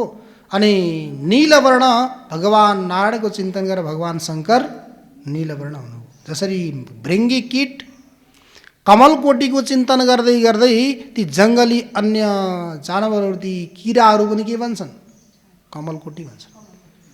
त्यसै गरी अब हामीहरू पनि के बनिरहेछ त, जसको चिन्तन गरौँ, जसको ध्यान गरौँ त्यही बनिरहेछ। त्यो भएर कसको ध्यान गर्ने, घरको ध्यान गर्ने कि गाडीको ध्यान गर्ने कि फ्याक्ट्रीको ध्यान गर्ने कि, ध्यान त गर्नु त्यसै पर्यो। न गाडी नभइकन फेरि यता त जान सकिँदैन। अनि त्यो ध्यान गर्ने कि के गर्ने, हामी स्वतन्त्र छौँ। त्यही भएर महर्षि पाणिनीले भन्नुभयो स्वतन्त्र कर्ता। कर्ता स्वतन्त्र हुन्छ के को लागि, कर्म गर्नको लागि, फल भोग्नको लागि होइन। कर्म गर्नको लागि स्वतन्त्र छ, फल त्यसबाट के प्राप्त हुन्छ जो आफूले रोएर पनि भोग्नु पर्यो, हाँसेर पनि भोग्नु पर्यो। त्यही भएर यदि मोक्ष चाहनुहुन्छ भने के गर्नु होला, काम्य कर्मको पनि परित्याग गर्नु होला, निषिद्ध कर्मको पनि परित्याग गर्नु होला। मोक्षार्थी न प्रवर्तेत तत्र काम्य निषिद्धयो नित्य नैमित्तिके कुर्याद प्रत्यवाय जिहासया। याद छ कि छैन हजुरहरूलाई, यो त मन्त्र हो, कण्ठ गर्नुपर्छ नि। यो के हो, मन्त्र। मोक्षार्थी न प्रवर्तेत भनेको मोक्षलाई चाहने व्यक्ति यस्ता कर्महरूमा कहिले पनि प्रवृत्त नहोस्। कस्ता कर्म, काम्य कर्म अनि निषिद्ध कर्म। अनि कसैले प्रश्न गर्यो कि काम्य कर्म पनि नगर्ने निषिद्ध कर्म पनि नगर्ने भने के गरेर बस्ने त, कर्म नगरी त बस्न सकिँदैन। एक क्षण पनि कर्म नगरिकन कोही बस्न सक्छ, नहि कश्चित क्षणमपि जातु तिष्ठत्य कर्मकृत। उत्पन्न भएको प्राणी एक क्षण पनि कर्म नगरिकन बस्न सक्दैन। कर्म नगरिकन बस्न सक्दैन, काम्य पनि नगर्ने निषिद्ध पनि नगर्ने भने के गर्ने त भन्दा नित्य नैमित्तिके कुर्यात। नित्य कर्म अनि नैमित्तिक कर्म गर्नु। त्यो के को लागि गर्ने, प्रत्यवाय जिहासया। प्रत्यवाय भनेको पाप नलागोस् भनेर। घरमा बढार्ने के को लागि हो, बढार्ने पोछा लगाउने के यी ढुङ्गा चाँदीका बनुन् भनेर हो कि ढुङ्गा सुनका बनुन् भनेर हो। त्यो ढुङ्गै रहन्छन्, चाँदी पनि बन्दैन, सुन पनि बन्दैन, तामा पनि बन्दैन, पित्तल पनि बन्दैन। तर बढार्नुपर्छ, पुस्नुपर्छ। बढार्यो पोछ्यो भने त्यहाँ सफा हुन्छ, बस्न सकिन्छ, खान सकिन्छ, पूजा गर्न सकिन्छ। त्यसै गरी हाम्रो यो हृदयलाई स्वच्छ पार्नको लागि, मैल नजमोस् भन्नको लागि नित्य अनि नैमित्तिक कर्मको अनुष्ठान गर्नुपर्छ। तो नित्य नैमित्तिके कुर्याद प्रत्यवाय जिहासया। तो ब्रह्माजीले पनि के गर्नुभयो, तपस्या गरिसकेपछि कस्य रूपमभुद्वेधा यत्कायम विचक्षते ताभ्याम रूप विभागाभ्याम मिथुनम समपद्यत। क भनेको ब्रह्म हो, क कम ब्रह्म खम ब्रह्म भनेर आउँछ वेदको अन्तिममा। शुक्ल यजुर्वेदको 40 अध्यायको अन्तिममा गएर आउँछ कम ब्रह्म खम ब्रह्म, क के हो ब्रह्म। तो क भनेको ब्रह्म, त्यो ब्रह्मबाट बनेको भएर यो शरीरलाई काय भनेको। के भनेको काय होइन, काय त्यो क भनेको ब्रह्मबाट बनेको भएर यसलाई के भनेको क काय। तो कस्य रूपम अबुद्वेधा, त्यहाँबाट दुई भाग भयो अरे त्यो ब्रह्माजीको शरीरबाट के भयो, दुई भाग विभक्त भए। त्यही दुई भागमा एउटा पुरुषको रूपमा स्वयम्भू मनु अनि अर्को स्त्रीको रूपमा शतरूपा। स्वयम्भू मनु अनि शतरूपाको रूपमा दुई जोडा। म देवर्षि नारद, म घुम्दै घुम्दै अहिले यहाँ आइपुगेँ। कहिलेकाहीँ म भगवान् नारायण कहाँ वैकुण्ठमा पनि पुग्छु, कैलाशमा पनि पुग्छु, मलाई कसैले कहीँ पनि रोक्दैन, म जहाँ कहीँ पनि पुग्छु। यदि तिमीलाई केही सोध्नु छ भगवान्सँग भने मलाई भन, म त्यहाँ पुगेँ भने केही सोधिदिउँला। भनेपछि ती भक्तलाई विश्वास लागेन, देवर्षि कहाँ यसरी आउँछन् होला, होइन, विश्वास लागेन। फेरि देवर्षिले के गर्नुभयो, विश्वास दिलाएर भन्नुभयो म देवर्षि हुँ, तिमीलाई के जिज्ञासा छ भने सोध। भनिसकेपछि धेरै आग्रह गरेपछि ती भक्तले भने यदि हजुर पक्कै देवर्षि हुनुहुन्छ, भगवान् कहाँ कहिलेकाहीँ पुग्नुहुन्छ भने मेरो तर्फबाट भगवान्सँग यो सोधिदिनु होला कि भगवान्ले मलाई कहिले दर्शन दिनुहुन्छ। म भगवान्को दर्शन गर्नको लागि यहाँ आएर बसेको, कहिले मलाई भगवान्ले दर्शन दिनुहुन्छ यो सोधिदिनु होला, अरू मलाई केही सोध्नु परेको छैन। भनिसकेपछि अब देवर्षिलाई ती भक्तले तातो चिसो चिया खाने हो कि कफी खाने हो कि दुध खाने हो कि फलार हो कि भोजन हो कि के गर्नु छ सारा सोधेर अनि त्यसै गरिसकेपछि देवर्षि त्यहाँबाट निक्लिनुभयो। अब घुम्दै घुम्दै कहिलेकाहीँ पुग्नुभयो वैकुण्ठमा। भगवान् नारायण कहाँ पुगिसकेपछि भगवान् नारायणलाई प्रणाम गरेर उहाँले सोध्नुभयो, अमुक ठाउँमा हजुरको भक्तले तपस्या साधना गरेर बसेका छन्, उनको यो जिज्ञासा छ, कहिले हजुरले दर्शन दिनुहुन्छ भन्ने। भनिसकेपछि भगवान्ले यसो ध्यान दृष्टिले हेर्नुभयो, ए ती भक्तले सोधेका हुन्। त्यसो हो भने जुन वृक्षको तल बसेर उनले साधना तपस्या गर्दैछन् त्यो पिपलको रुखमा जति पात छन् त्यति जन्मसम्म। अझ बढाउनु पर्यो भने अमिलीको रुख भनिदिनु होला, पात धेरै बढाउँछ भने होइन। त्यो पिपलको रुखमा जुनमा मन तल बसेर उनले साधना गर्दैछन् त्यो रुखमा जति पात छन् त्यति जन्मसम्म। यसै गरी साधना गर्दै गए भने पक्कै पनि मैले तिमीलाई दर्शन दिन्छु भनिसकेपछि देवर्षि नारद डराउनु अरे यत्रो जन्मसम्म कसैले प्रतीक्षा गर्न सक्छ? हामीलाई त के चाहियो भन्नुहोस् त, तुरन्त रुवा खोकी लाग्यो भने त्यहाँ तुलसी टिपेर गएर ज्वानो राखेर जिरा राखेर अदुवा राखेर उमाल्ने फुर्सद छैन। त्यति बेर कसले गरी डाक्टर कहाँ जाने अनि गोली के खाने, गोली खाने, औषधि खाने होइन दबाई खाने, दबाई दिन्छ त्यसले, औषधि होइन नि त्यो दबाई हो। अनि त्यही दबाई खानको लागि हामी दौडिरहेका हुन्छौँ, भागिरहेका हुन्छौँ। पक्कै पनि त्यो व्यक्तिले त माला फालेर भाग्छ, तपस्या गर्दैन, त्योसँग गएर भन्नुहुन्न। देवर्षिले त सोच्नुभयो मनमा अनि त्यहाँबाट निक्लिनुभयो।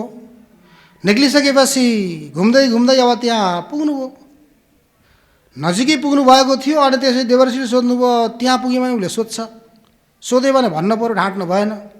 अब भने त्यो सुन्यो भने माला फालेर उसले भाग्न सक्छ, त्यो बाटो जानुहुन्न भाइ, अब अर्को बाटो जाने भनेर अर्को बाटो जान्छ। 2 पटक 3 पटकसम्म बाटो छलेर जानुभयो। एकपटक त के चिन्तन गर्दै हिँड्नुभएको थियो, नारायणको धुनमा भुल्नुभएको छ, पुग्नुभयो त्यही पुगिसकेपछि अझ पुग्नु पनि भएको थियो, अलि पर छलेर जाँदै हुनुहुन्थ्यो। ती भक्तले देखिसकेपछि हे देवर्षि कहाँ जाँदै हुनुहुन्छ, आउनुहोस्, प्यास लागेको होला, यसो पानी पिएर जानुहोस्।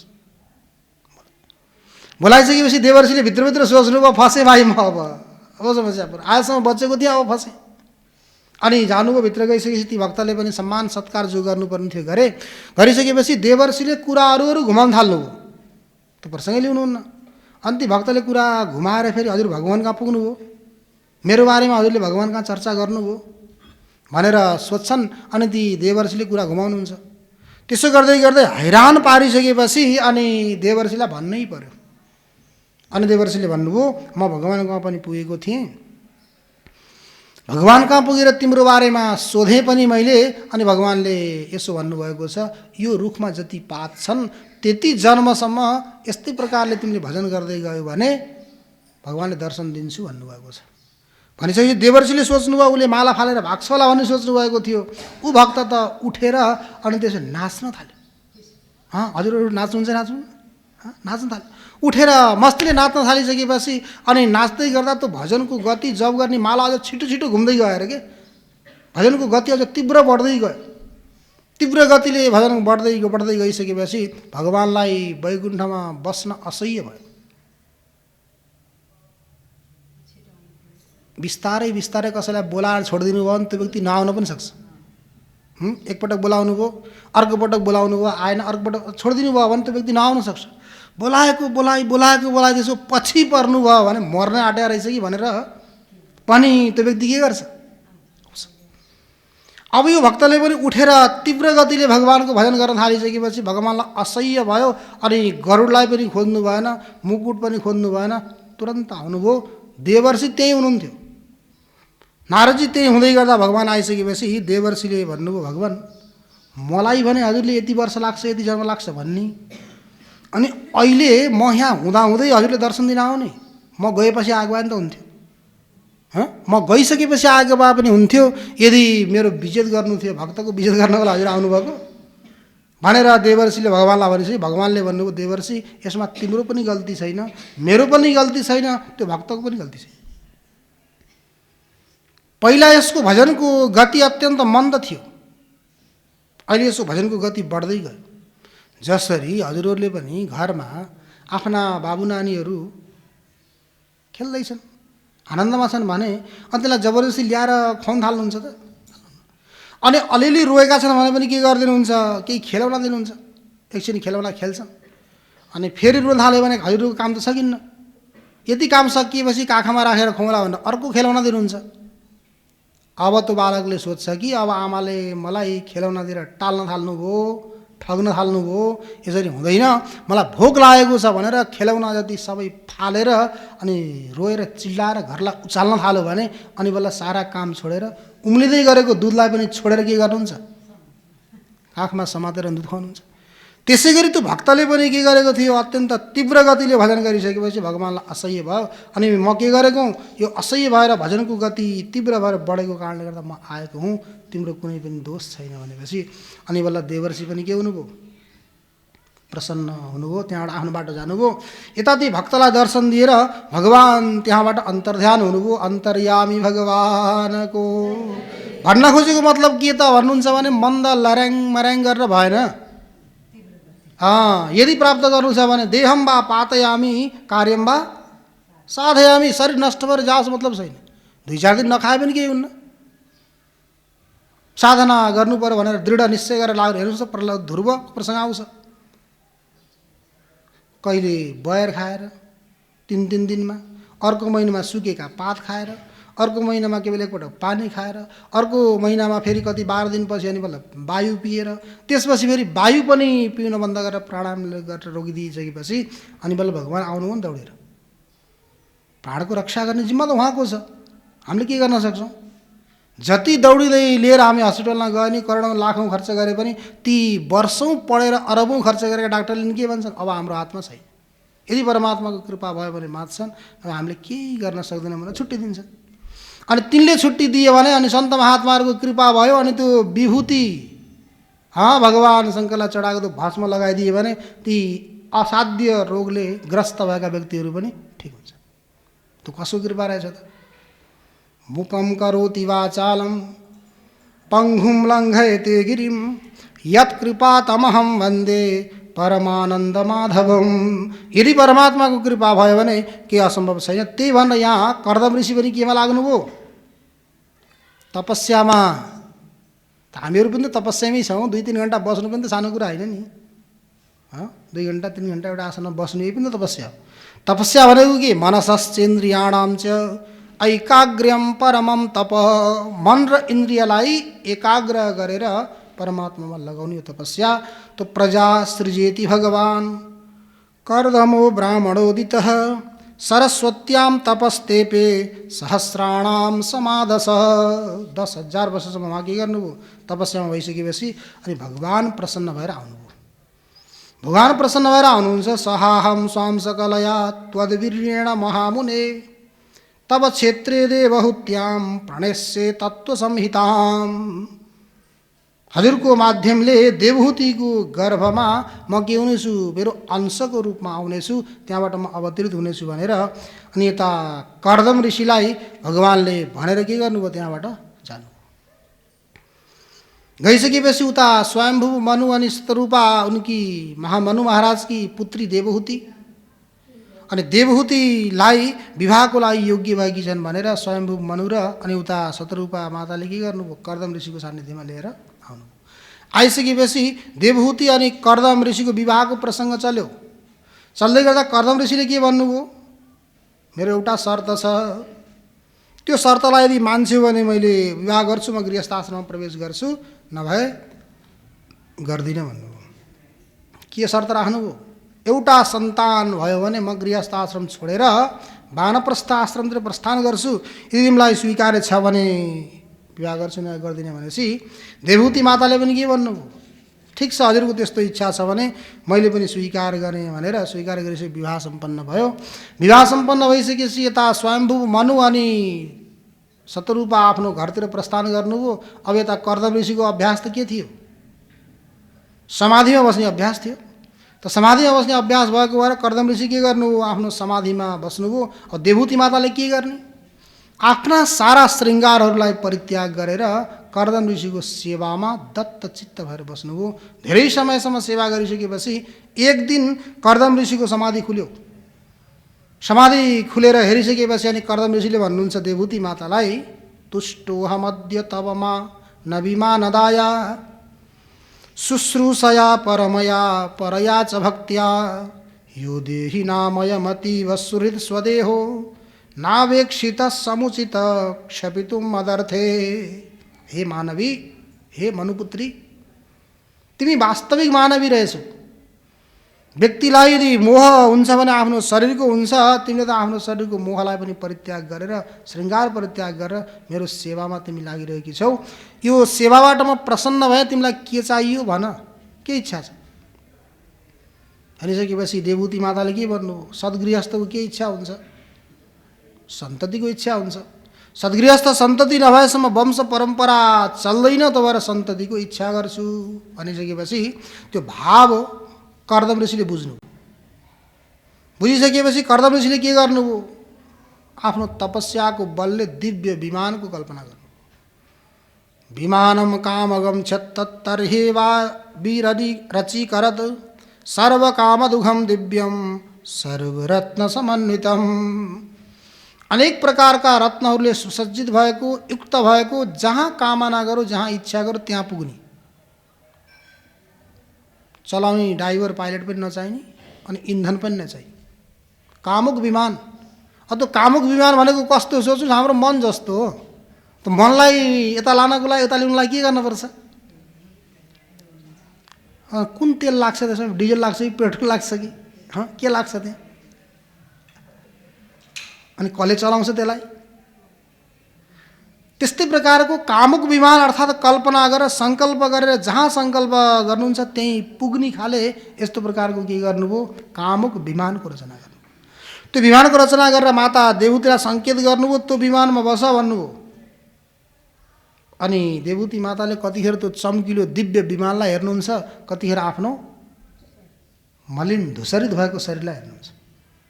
कति दिन कति महिना भइसकेको थियो, साबुनले ननुहाएको, स्याम्पूका त कुरै छोडिदिनुहोस्, राम्रोसँग ननुहाएको, मलिन थियो। त्यो दिव्य विमानमा बस्यो भने यो शरीरको मैलो त्यहाँ लाग्छ कि भन्ने भयले डरले देवहूति माता बस्न सङ्कोच गर्नुभएको थियो। कर्दम ऋषि तपस्वी हुनुहुन्थ्यो, बुझ्नुभयो उहाँले। अनि त्यहीँ नजिकै दिव्य सरोवरको कल्पना गर्नु। सरोवरको कल्पना गरिसकेपछि स्वर्गबाट अप्सराहरूलाई बोलाउनु भयो। 10,000 आएर त्यहाँ पनि 1-2 होइन, सपाणी दशकन्यका ती सबै आएर के गरे, ती माता देवहूतिलाई त्यो सरोवरमा लगेर अनेक प्रकारका औषधिहरू लगाएर, उबटनहरू लगाएर, दिव्य स्नान गराएर अनि आभूषणहरू वस्त्रहरू लगाइदिएर के गरे, ल्याएर अनि त्यो कामुक विमानमा राखिसकेपछि अनि कर्दम ऋषि अनि देवहूति माता के गर्नुभयो, धेरै समयसम्म, कति महिना कति वर्ष त्यो कहानी छोडिदिनुहोस्, धेरै समयसम्म के गर्नु, लोकान्तरको भ्रमण गर्नु। त्यो लोकान्तरको भ्रमण गर्दै गर्दा के भएछ भन्नुहुन्छ भने त 9वटी कन्याको जन्म भएछ। 9वटी कन्याको जन्म भइसकेपछि एक दिन प्रातःकालमा स्नान आदि गरेर कर्दम ऋषि सन्ध्या गर्न बस्नुभएको थियो। त्यही बेलामा याद आएछ कर्दम ऋषिलाई, रे कर्दम के भनेर हो बिहा गरेको, एउटा सन्तान भयो भने गृहस्थ आश्रम छोडेर वानप्रस्थ आश्रममा प्रस्थान गर्छु भनेर गरेको, यहाँ त 9 भइसके, अझै पनि त यहीँ छस् मरिस अनि आफैलाई के गर्न थाल्नुभयो कर्दम ऋषिले। त्यो भनेर अनि त्यहाँबाट जुर्क उठेर जानुभएछ। देवहूति माता जहाँ हुनुहुन्थ्यो त्यहाँ गइसकेपछि देवहूति मातालाई भन्नुभयो, देवहूति म हिँडेँ। अनि देवहूति माताले कहाँ हिँड्नुभयो, म त वानप्रस्थ आश्रममा हिँडेँ। के शर्त गरेर विवाह गरेको भनिसकेपछि देवहूति माताले भन्नुभयो, विचार गर्नुहोस्, यी त कन्या हुन्, यिनको विवाह भएपछि सबै आफ्नो आफ्नो घर जान्छ। आफ्नो आफ्नो घरमा गयो भने अन्तिम आश्रय, अन्तिम आलम्बन मेरो लागि को हुन्छ भनेर सोधिसकेपछि अनि बल्ल कर्दम ऋषिलाई याद आयो, ओहो भगवान्ले म अंशको रूपमा म जन्मिन्छु हजुरको घरमा भन्नुभएको थियो र पो मैले तपस्याको क्रममा भगवान् नै स्वयं मेरो घरमा आउनुहुन्छ भने किन जङ्गलमा जाने भनेर पो विवाह गरेको हुँ, त मैले भुलेछु भनेर के गर्नुभयो, भगवान्को याद गरिसकेपछि अनि फेरि कालान्तरमा गएर के भयो, कर्दम ऋषि अनि देवहूति माताको माध्यमबाट भगवान् कपिलको जन्म भयो। माखिदो राजपुत्रित्थ मात्मानं प्रत्यनिन्दिते भगवांस्तेक्षरो गर्भ मधुरात् प्रपत्स्यते। तुरन्तै धेरै बेर लाग्दैन, तुरन्त भगवान् तिम्रो गर्भमा प्रविष्ट हुनुहुन्छ, त्यहाँबाट जन्म लिनुहुन्छ भनी त्यो कारण भइसकेपछि अनि के गर्नुभयो, यता भगवान् कपिलको रूपमा देवहूति माता अनि कर्दम ऋषिको माध्यमबाट प्रकट हुनुभयो कपिल भगवानको। यो सारा भइसकेपछि अनि यता बिस्तारै बिस्तारै अब नामकरण संस्कार भयो, सारा संस्कार भयो, कपिल भगवान पनि ठुलो हुनुभयो। ठुलो भइसकेपछि अब गएर एक दिन कर्दम ऋषिले भन्नुभयो देवहूति मातालाई, अब त हिँडे भनिसकेपछि माता देवहूतिले अब दुराग्रह गर्नु भएन, छोडिदिनु, ठिक छ। गइसकेपछि अब यता ब्रह्माजीका पुत्रहरूसँग फेरि सबै 9वटी कन्याको विवाह पनि सम्पन्न भइसक्यो, सबै गरिसकेर फेरि यत्तिकै होइन लथालिङ्गे छोडेर यता विवाह पनि सारा सम्पन्न भयो। कपिलजी पनि सम्पन्न हुनुभयो, योग्य हुनुभयो। योग्य भइसकेपछि अनि कर्दम ऋषि जानुभयो। गइसकेपछि एक दिनको कुरा हो, देवहूति माता र कपिल भगवान साथमै हुनुहुन्थ्यो अनि माता देवहूतिले कपिल भगवानसँग पुत्रसँग भन्दै हुनुहुन्छ, तिमी त साक्षात् नारायण हो अरे, तिमीले ज्ञान प्रदान गर्न सक्छौ, हेर त म पहिला राजा मनुकी, स्वयम्भू मनुकी छोरी राजकुमारी भएर बसेँ, माइतमा पनि केही कमी थिएन, वैभव पुरा थियो। पछि गएर पनि कर्दम जस्ता यस्ता तपस्वी ऋषिसँग मेरो विवाह भयो। गृहस्थ आश्रममा आएर पनि कामुक विमानमा चढेर लोकान्तरको भ्रमण गरेँ, दिव्य विषयहरूको उपभोग गरेँ, केही कमी थिएन। मैले जुन विषयहरूको उपभोग गरेँ, लोकान्तरको भ्रमण गरेँ, त्यो कुनै नारीले कल्पना पनि गर्न सक्दैन। त्यति म गएँ, सारा गर्दै गरिसकेपछि पनि मेरो मन अशान्त छ, केही पूर्ण नभए जस्तो, केही अधुरो भए जस्तो प्रतीत भइरहेको छ, किन हो? त्यो मलाई ज्ञान प्रदान गर्नु पर्यो भनिसकेपछि अनि यता देवहूति माता भन्नुहुन्छ, निर्विण्णा नितरां भूमन् असदिन्द्रियतर्षणात् येन सम्भाव्यमानेन प्रपन्नान्धं तम प्रभो। यी इन्द्रियहरूका विषयहरूको लालसा अझ पनि बढ्दैछ अरे, यी इन्द्रियहरू तृप्त भएका छैन, लालसा बढिरहेको छ।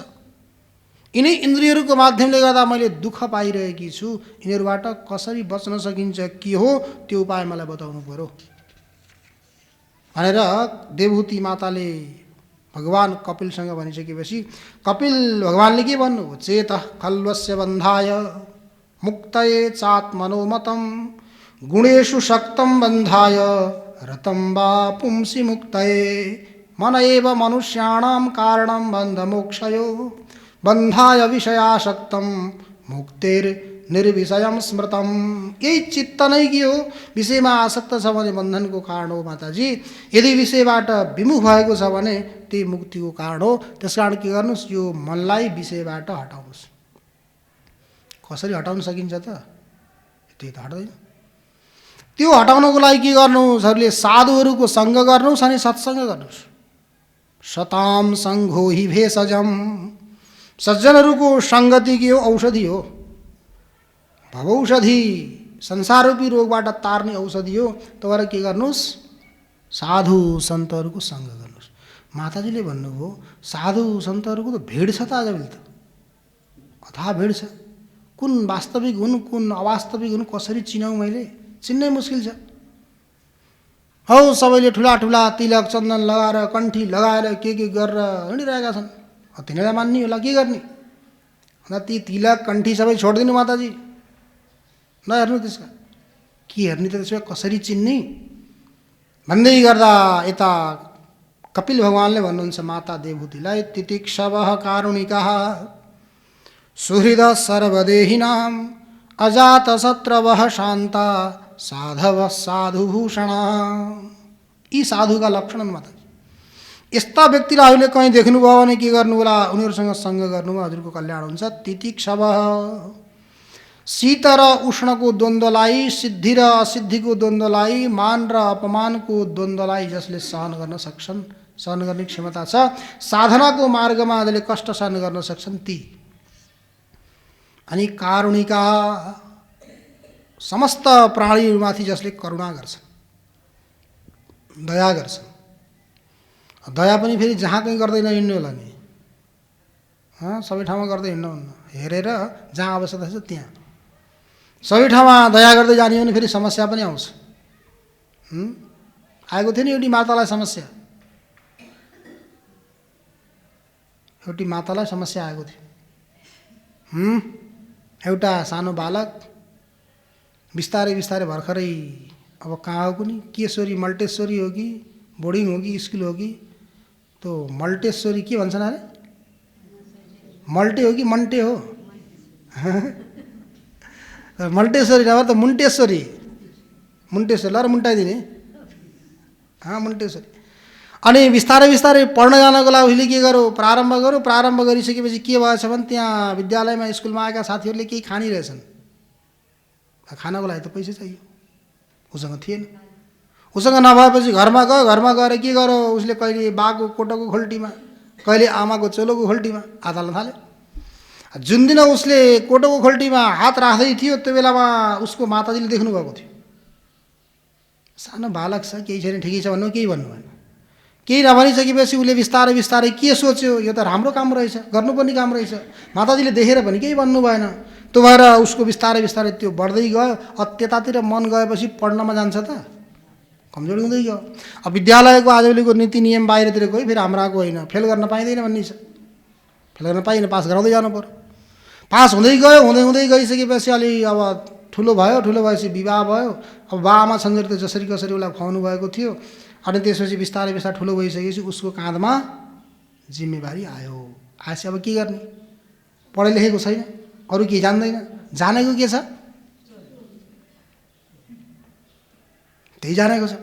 अनि चोर्दै के भयो, सियो चोर्नेले दरबार फोर्छ भने एक दिन गयो राजा कहाँ। अब बिस्तारै गाउँमा सहरमा सबै प्रवेश गरिकन राजा कहाँ पुग्यो।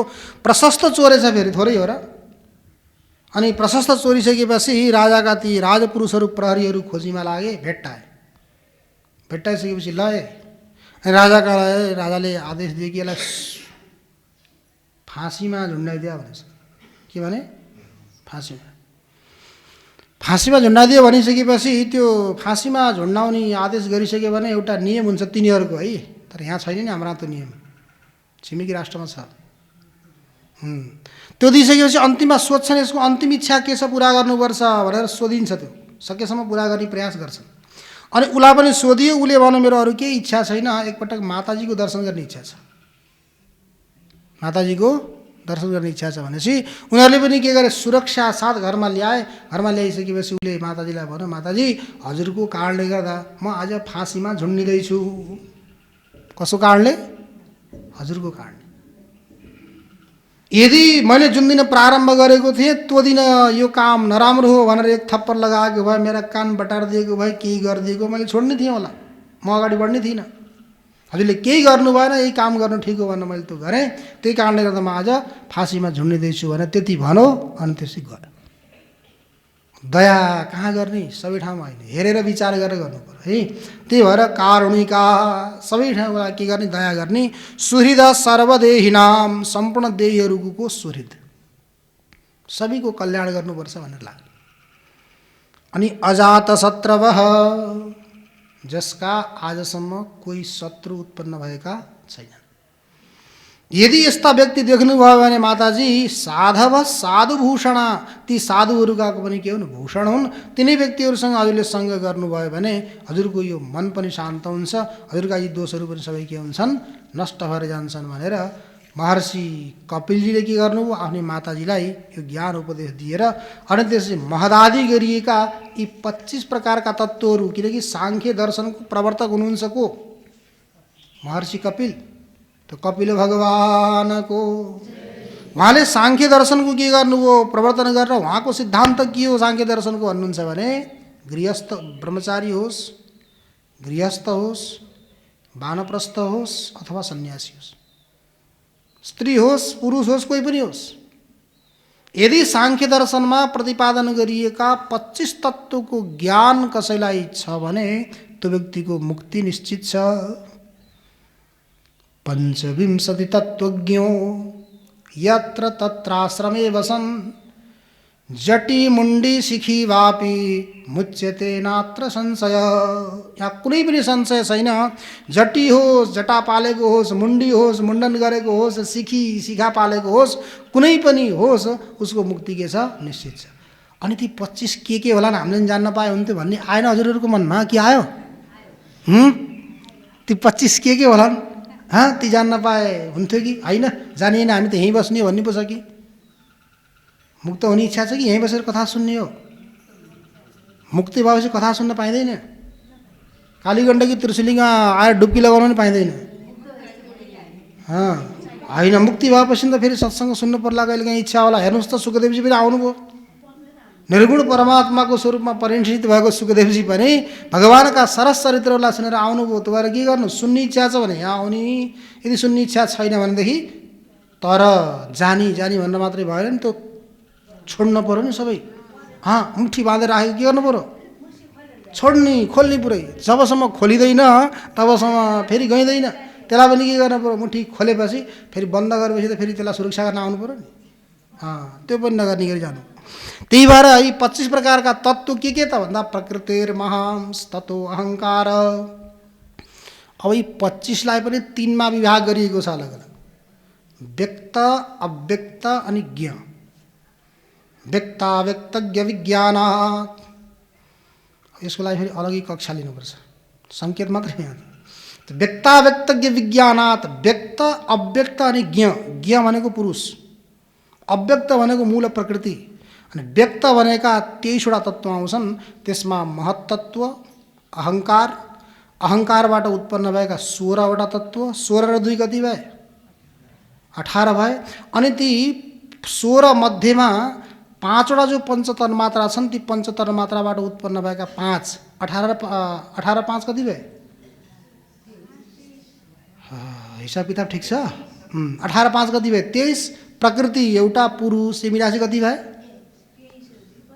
25। यिनै 25 तत्त्व एउटा मूल प्रकृति, महत्तत्व, अहङ्कार, अहङ्कारबाट उत्पन्न भएका 16वटा, अनि ती 16 मध्येमा 5 पञ्चतन्मात्राबाट उत्पन्न भएका 5 महाभूत, अनि त्यसपछि गएर पुरुष। यी तत्त्वलाई मिलाएर यी हुन् 25 तत्त्व। यी 25 तत्त्वको जसले ज्ञान गर्छ त्यसको मुक्ति हुन्छ भनेर भक्तिको मर्म अनि कालको महिमा आदिको प्रतिपादन गरेर आफ्नी मातालाई त्यो ज्ञान प्रदान गरिसकेपछि अब कर्दम ऋषि त पहिले जानुभएको थियो अनि यता कपिल भगवानले पनि सोच्नुभयो माताजी अहिले त्यसैको बारेमा चिन्तन गर्नुहोस् अनि देहमा गेहमा कहिले पनि आसक्ति नगर्नुहोस्। देह भनेको गेह भनेको घर घर त देहमा पनि आसक्ति नगर्नुहोस्, घरमा पनि आसक्ति नगर्नुहोस्। अनि यो देहसँग सम्बन्धित जति पनि व्यक्तिहरू छन् तिनीहरूमा जो ममता छ नि, मेरा मेरा भन्ने, त्यो शरीरमा अहमता, शरीरसँग सम्बन्धित व्यक्तिहरूमा ममता, त्यसलाई परित्याग गर्नुभयो भने अनि हजुरको के हुन्छ, ऊर्ध्वगति हुन्छ। यदि तिनमा अहङ्कार ममता राख्नुभयो भने फेरि अधोगति हुनसक्छ है, ख्याल गर्नु होला भनेर अनि यो सारा दिव्य उपदेश दिएर के गर्नुभयो महर्षि कपिल पनि कपिलोपि महायोगी भगवान पितुराश्रमात् मातरम समनुज्ञाप्य प्रागुदीचिम दिशम ययौ। कपिल भगवान पनि घरमा बस्नु भएन। अब यहाँ बस्यो भने मलाई पनि यो मेरो भन्ने मोह हुन्छ भनेर अनि माताजीलाई यो सारा दिएर पितु आश्रमात्, पिताको जो आश्रम थियो कर्दम ऋषिको, त्यसलाई परित्याग गरेर उदीची उत्तर दिशातिर के गर्नुभयो, त्यहाँबाट ईशान कोणतिर आश्रमको, पिताजीको आश्रमबाट ईशान कोणतिर के गर्नु, प्रस्थान गरेर परमात्माको स्वरूपको चिन्तन गर्दै गर्दै, उहाँ त परमात्माको अंशै हुनुहुन्थ्यो, गएर के हुनुभयो, एकमेक हुनुभयो। जसरी उहाँ जानुभयो त्यसै गरी के गर्नु पर्यो, हामीहरू पनि त पुग्नु पर्यो। त्यो पुग्नको लागि सरल उपाय के भनेको अरे, कलौ केशव कीर्तना। त्यही भएर आज के तिथि हुन्, सप्तमी तिथि आज। नारायण हरि है। अब अष्टमी पनि भयो नि, 2 दिन सप्तमी, भोलि अष्टमी। त्यो भएर हाम्रो के हुन्छ यहाँ हरिहर सन्यास आश्रममा प्रत्येक अष्टमीमा हेर्नुभएको छैन कहिले, अखण्ड हरिकीर्तन हुन्छ। त्यो कीर्तन यहीँ हुन्थ्यो। अब भोलि यहाँ भागवत भएको कारणले गर्दा यहाँ नभएर माथि सत्सङ्ग हलमा हुन्छ है, त्यो कीर्तन हुन्छ भोलि। आज पनि त एकैछिन हुनु पर्यो, भाइहरू आएर बसेर आधी पौनी घन्टा भइसक्यो, मैले त हेर्दै नहेरेको। ल अब एउटा नाम सङ्कीर्तन होस्, त्यसपछि थोरै चतुर्थ स्कन्धलाई फटाफट समापन गरेर अनि आज विश्राम। तृतीय स्कन्ध समाप्ति भयो। श्रीकृष्णचन्द्र भगवानको, कपिल भगवानको, श्रीमद् भागवत महापुराणको। ल अब एकछिन नाम सङ्कीर्तन, त्यसपछि चतुर्थ स्कन्धमा 10-15 मिनटमा अनि समापन।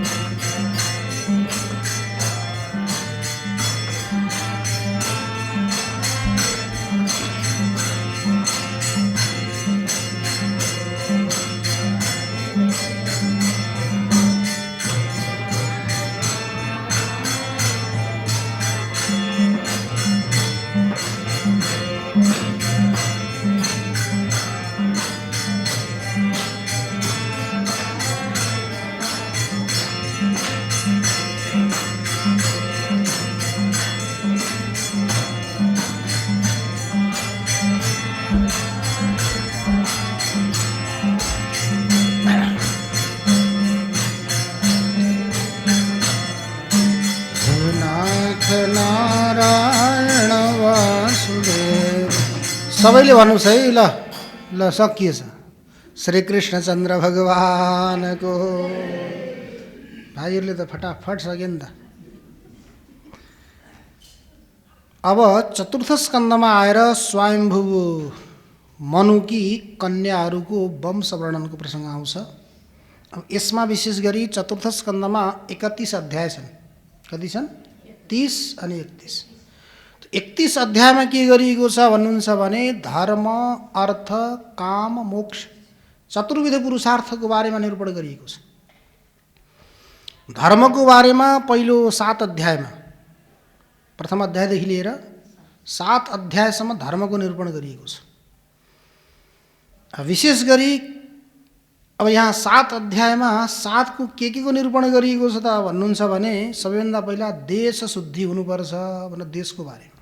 त्यही भएर भगवान्ले गीतामा के भन्नुभएको छ, शुचौ देशे प्रतिष्ठाप्य, पवित्र देशमा बस्नु। नराम्रो देशमा बस्नुभयो भने मनका वृत्ति पनि नराम्रा हुन्छ।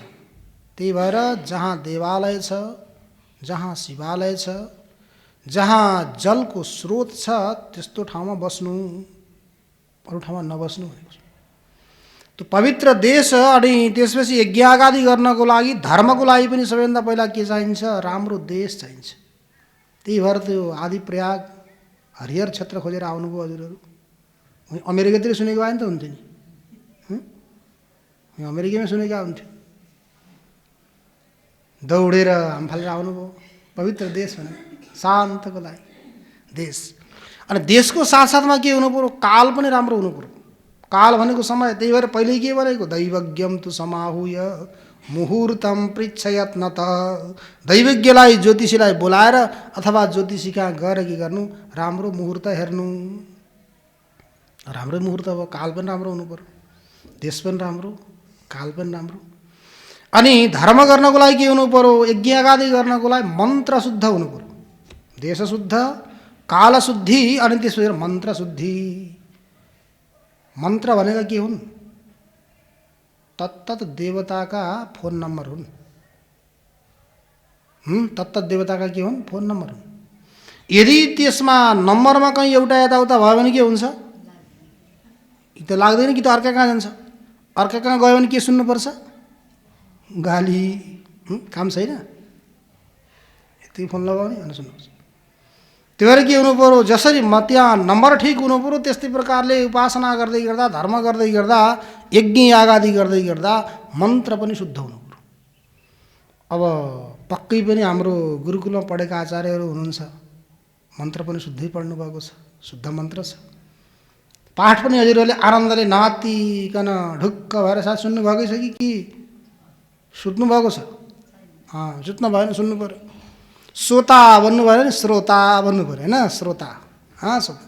अनि मन्त्र शुद्धि पनि छ। आचार्यहरूले दिव्य मन्त्रको उच्चारण गरेर भगवान्लाई आह्वान गरेर दिव्य प्रकारले पूजा गर्नुभएको छ।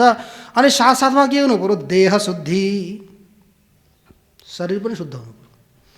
त्यही शरीर शुद्ध हुनको लागि यज्ञ प्रारम्भ गर्नुभन्दा 2-3 दिन पहिले आएर गङ्गा स्नान गरेर यत्र तत्र दर्शन गरेर आश्रमको सात्विक अन्न खाएर हजुरहरू बस्नुभयो, देह शुद्धि।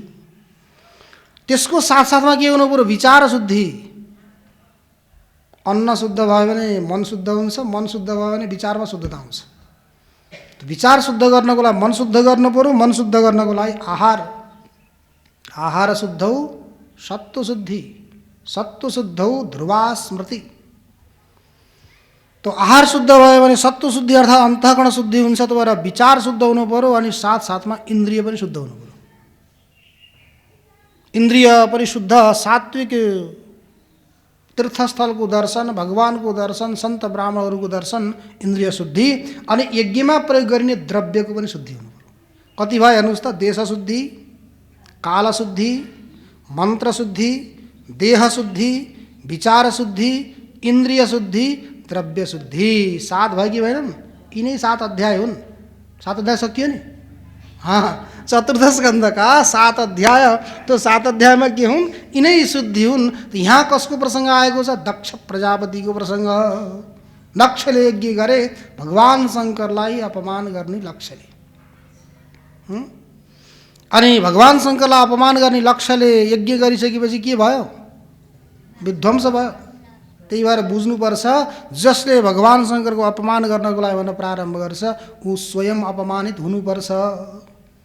त्यो 7 मा के गरिएको छ, धर्मको बारेमा निरूपण। यहाँ दक्ष प्रजापतिका विभिन्न प्रकारका प्रसङ्गहरू आउँछन्। 7 अध्याय सक्यो। अब अगाडि फेरि अर्थको प्रसङ्ग आउँछ। अब यो अर्थको प्रसङ्ग कतिमा छ भन्नुहुन्छ भने 7 देखि लिएर 8, 9, 10, 11, 12, 5 अध्याय। यो 5 अध्यायमा के गरिएको छ, अर्थको बारेमा प्रतिपादन गरिएको छ। अब यहाँ 5 के हुन् त 5 अध्यायमा भन्दा सबैभन्दा पहिला माता पिताको आशीर्वाद के चाहियो, माता पिताको आशीर्वाद चाहियो 1 नम्बरमा। 2 नम्बरमा चाहियो गुरु कृपा।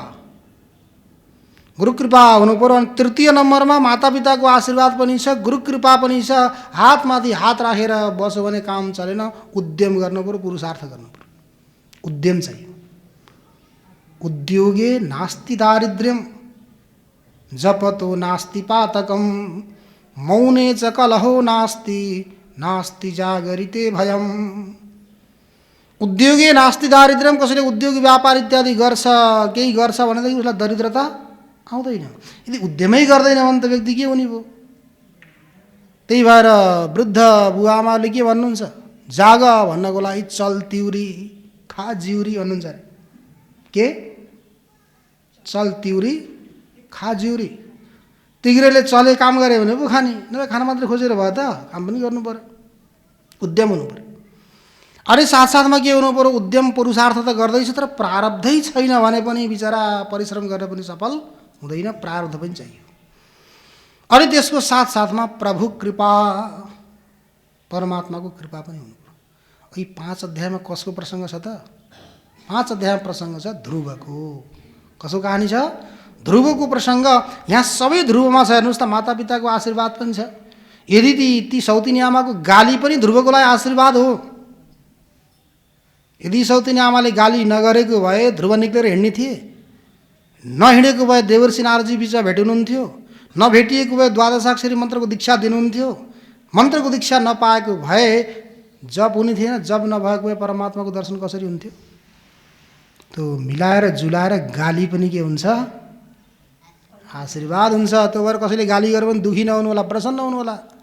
अरू केही नभए पनि आफ्ना पाप कर्म नष्ट भयो भन्ने कुरो बुझ्नु होला। अरू केही नभए पनि कसैले गाली गर्यो, अपमान गर्यो भने के भयो, पाप कर्म नष्ट भयो। मान सम्मान गर्यो भने पुण्य कर्म नष्ट भए, पुण्यको खाता कम हुँदै गयो। अनि ध्रुवलाई के थियो, मातापिताको आशीर्वाद पनि थियो, गुरु कृपा, देवर्षि जस्तो गुरु भेटिनु बाटोमा गुरु कृपा पनि थियो। अनि माताजीसँग आमासँग सुतिरहेनन्, उठेर हिँडे, पुरुषार्थ पनि गरे।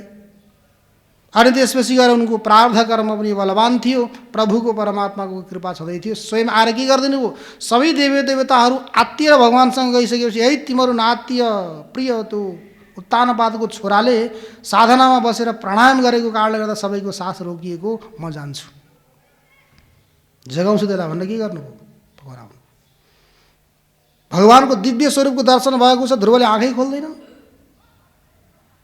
अनि भगवानले के गर्दिनु, भित्र देखिएको त्यो स्वरूपलाई हटाइदिनु भयो। अनि त्यसपछि ध्रुवले आँखा खोले, भगवानलाई बाहिर देखिएपछि नबोल्ने लाटो जस्तो केही बोल्न सकेनन्। अनि शङ्ख लगाएर शिरमा छुवाइदिइसकेपछि अनि व्यक्त गर्नु। त्यस्तो प्रकारको स्थिति कसलाई भयो, ध्रुवलाई। यो चतुर्थ स्कन्धको 8 अध्यायदेखि लिएर 12 सम्म 5 अध्यायमा के गरिएको छ, अर्थको बारेमा निरूपण गरिएको छ। अब त्यसै गरी 12 अध्यायसम्म यहाँ भयो। अब अगाडि 12 देखि लिएर 23 सम्म कति अध्याय हुन्छन्, 13, 14, 15, 16, 17, 18, 19, 20, 21, 22, 23, 11 अध्याय हुन्छ। 11 अध्यायमा के गरिएको छ त भने कामको बारेमा निरूपण गरिएको छ। 11 कामका प्रतीक भनेका के हुन् त भन्दा, 11 इन्द्रिय, 5 ज्ञानेन्द्रिय, 5 कर्मेन्द्रिय अनि एउटा मन। यी 11 इन्द्रियको बारेमा यहाँ चिन्तन चर्चा भएको छ। यहाँ प्रसङ्ग कसको आउँछ त भन्दा, राजा बेन, बेनको प्रसङ्ग आयो। धेरै छन् अरू पनि राजा, बेनको आयो। बेनको प्रसङ्ग चर्चा आएको छ। बेन यस्तो महाको नास्तिक बन्यो कि राजाकै अङ्गमा सबै देवी देवताहरूको वास निवास हुन्छ। कुनै देवी देवताको पूजा गर्नुपर्ने आवश्यकता पनि छैन, ब्राह्मणहरूलाई महात्माहरूलाई दिनुपर्ने भण्डारा खुवाउनुपर्ने आवश्यकता पनि छैन, यज्ञ आदिको पनि आवश्यकता छैन। के गर, म उपस्थित भएको स्वयं देवता यहाँ छु, यहाँ हुँदाहुँदै अरूलाई खोज्न हिँड्ने हो। उपस्थितुम परित्यज्य अनुपस्थित कल्पने मानाभाव भनेर बेनको प्रसङ्ग आउँछ। त्यो 11 अध्यायमा कामको बारेमा निरूपण गरिएको छ। अनि अब अगाडि 31 हुन्, 23बाट अगाडि कति बचे, 24, 25, 26, 27, 28, 29, 30, 31 बचे 8। कति बचे, 8। त्यो 8मा के गरिएको छ त, मोक्षको बारेमा प्रतिपादन गरिएको छ। त्यहाँ अष्टधा प्रकृति भूमिरापो नलो वायु खम मनो बुद्धिरेव च अहंकार इति यम्मे भिन्ना प्रकृतिरष्टधा। यी अष्टधा प्रकृतिहरूको बारेमा निरूपण गरिएको छ। एवं क्रमले चतुर्थ स्कन्धमा धर्म अर्थ काम मोक्ष यी चतुर्विध पुरुषार्थको बारेमा निरूपण गरिएको छ। अब अन्तिममा आएर त यहाँ दिव्य कथा प्रसङ्गहरूमा धेरै छन्। यहाँ ती प्राचीन बर्ही नाम गरेका राजालाई देवर्षि नारदजीले सुनाउनु भएका प्रसङ्गहरू। अब यहाँ ध्रुवको प्रसङ्ग हेर्ने हो भने त पहिलो महिना ध्रुवले के गरेछन्, 3-3 दिनमा अरे। हेर्नुहोस् है, त्रिरात्रान्ते कपित्थ बदरासन, जङ्गलमा फलेका ती बयर कैथका फलहरू 3 दिनमा एकपटक, अरू केही खाने होइन, दिनभरि खाइरहने होइन, एकपटक। त्यो पनि कति। अनि अर्को महिनामा के गरे त भन्दा द्वितीय महिनामा 6 दिनमा 6 दिनको दिन सुकेका पात, 6 दिनको दिन एकपटक सुकेका पात, ती पनि कति गणनामा। अनि अर्को 3 महिना लागिसकेपछि 9 दिनमा 9 दिनसम्म 8 दिनसम्म केही नखाएर 9 दिनको दिन अपभक्ष भनेको जल पानी।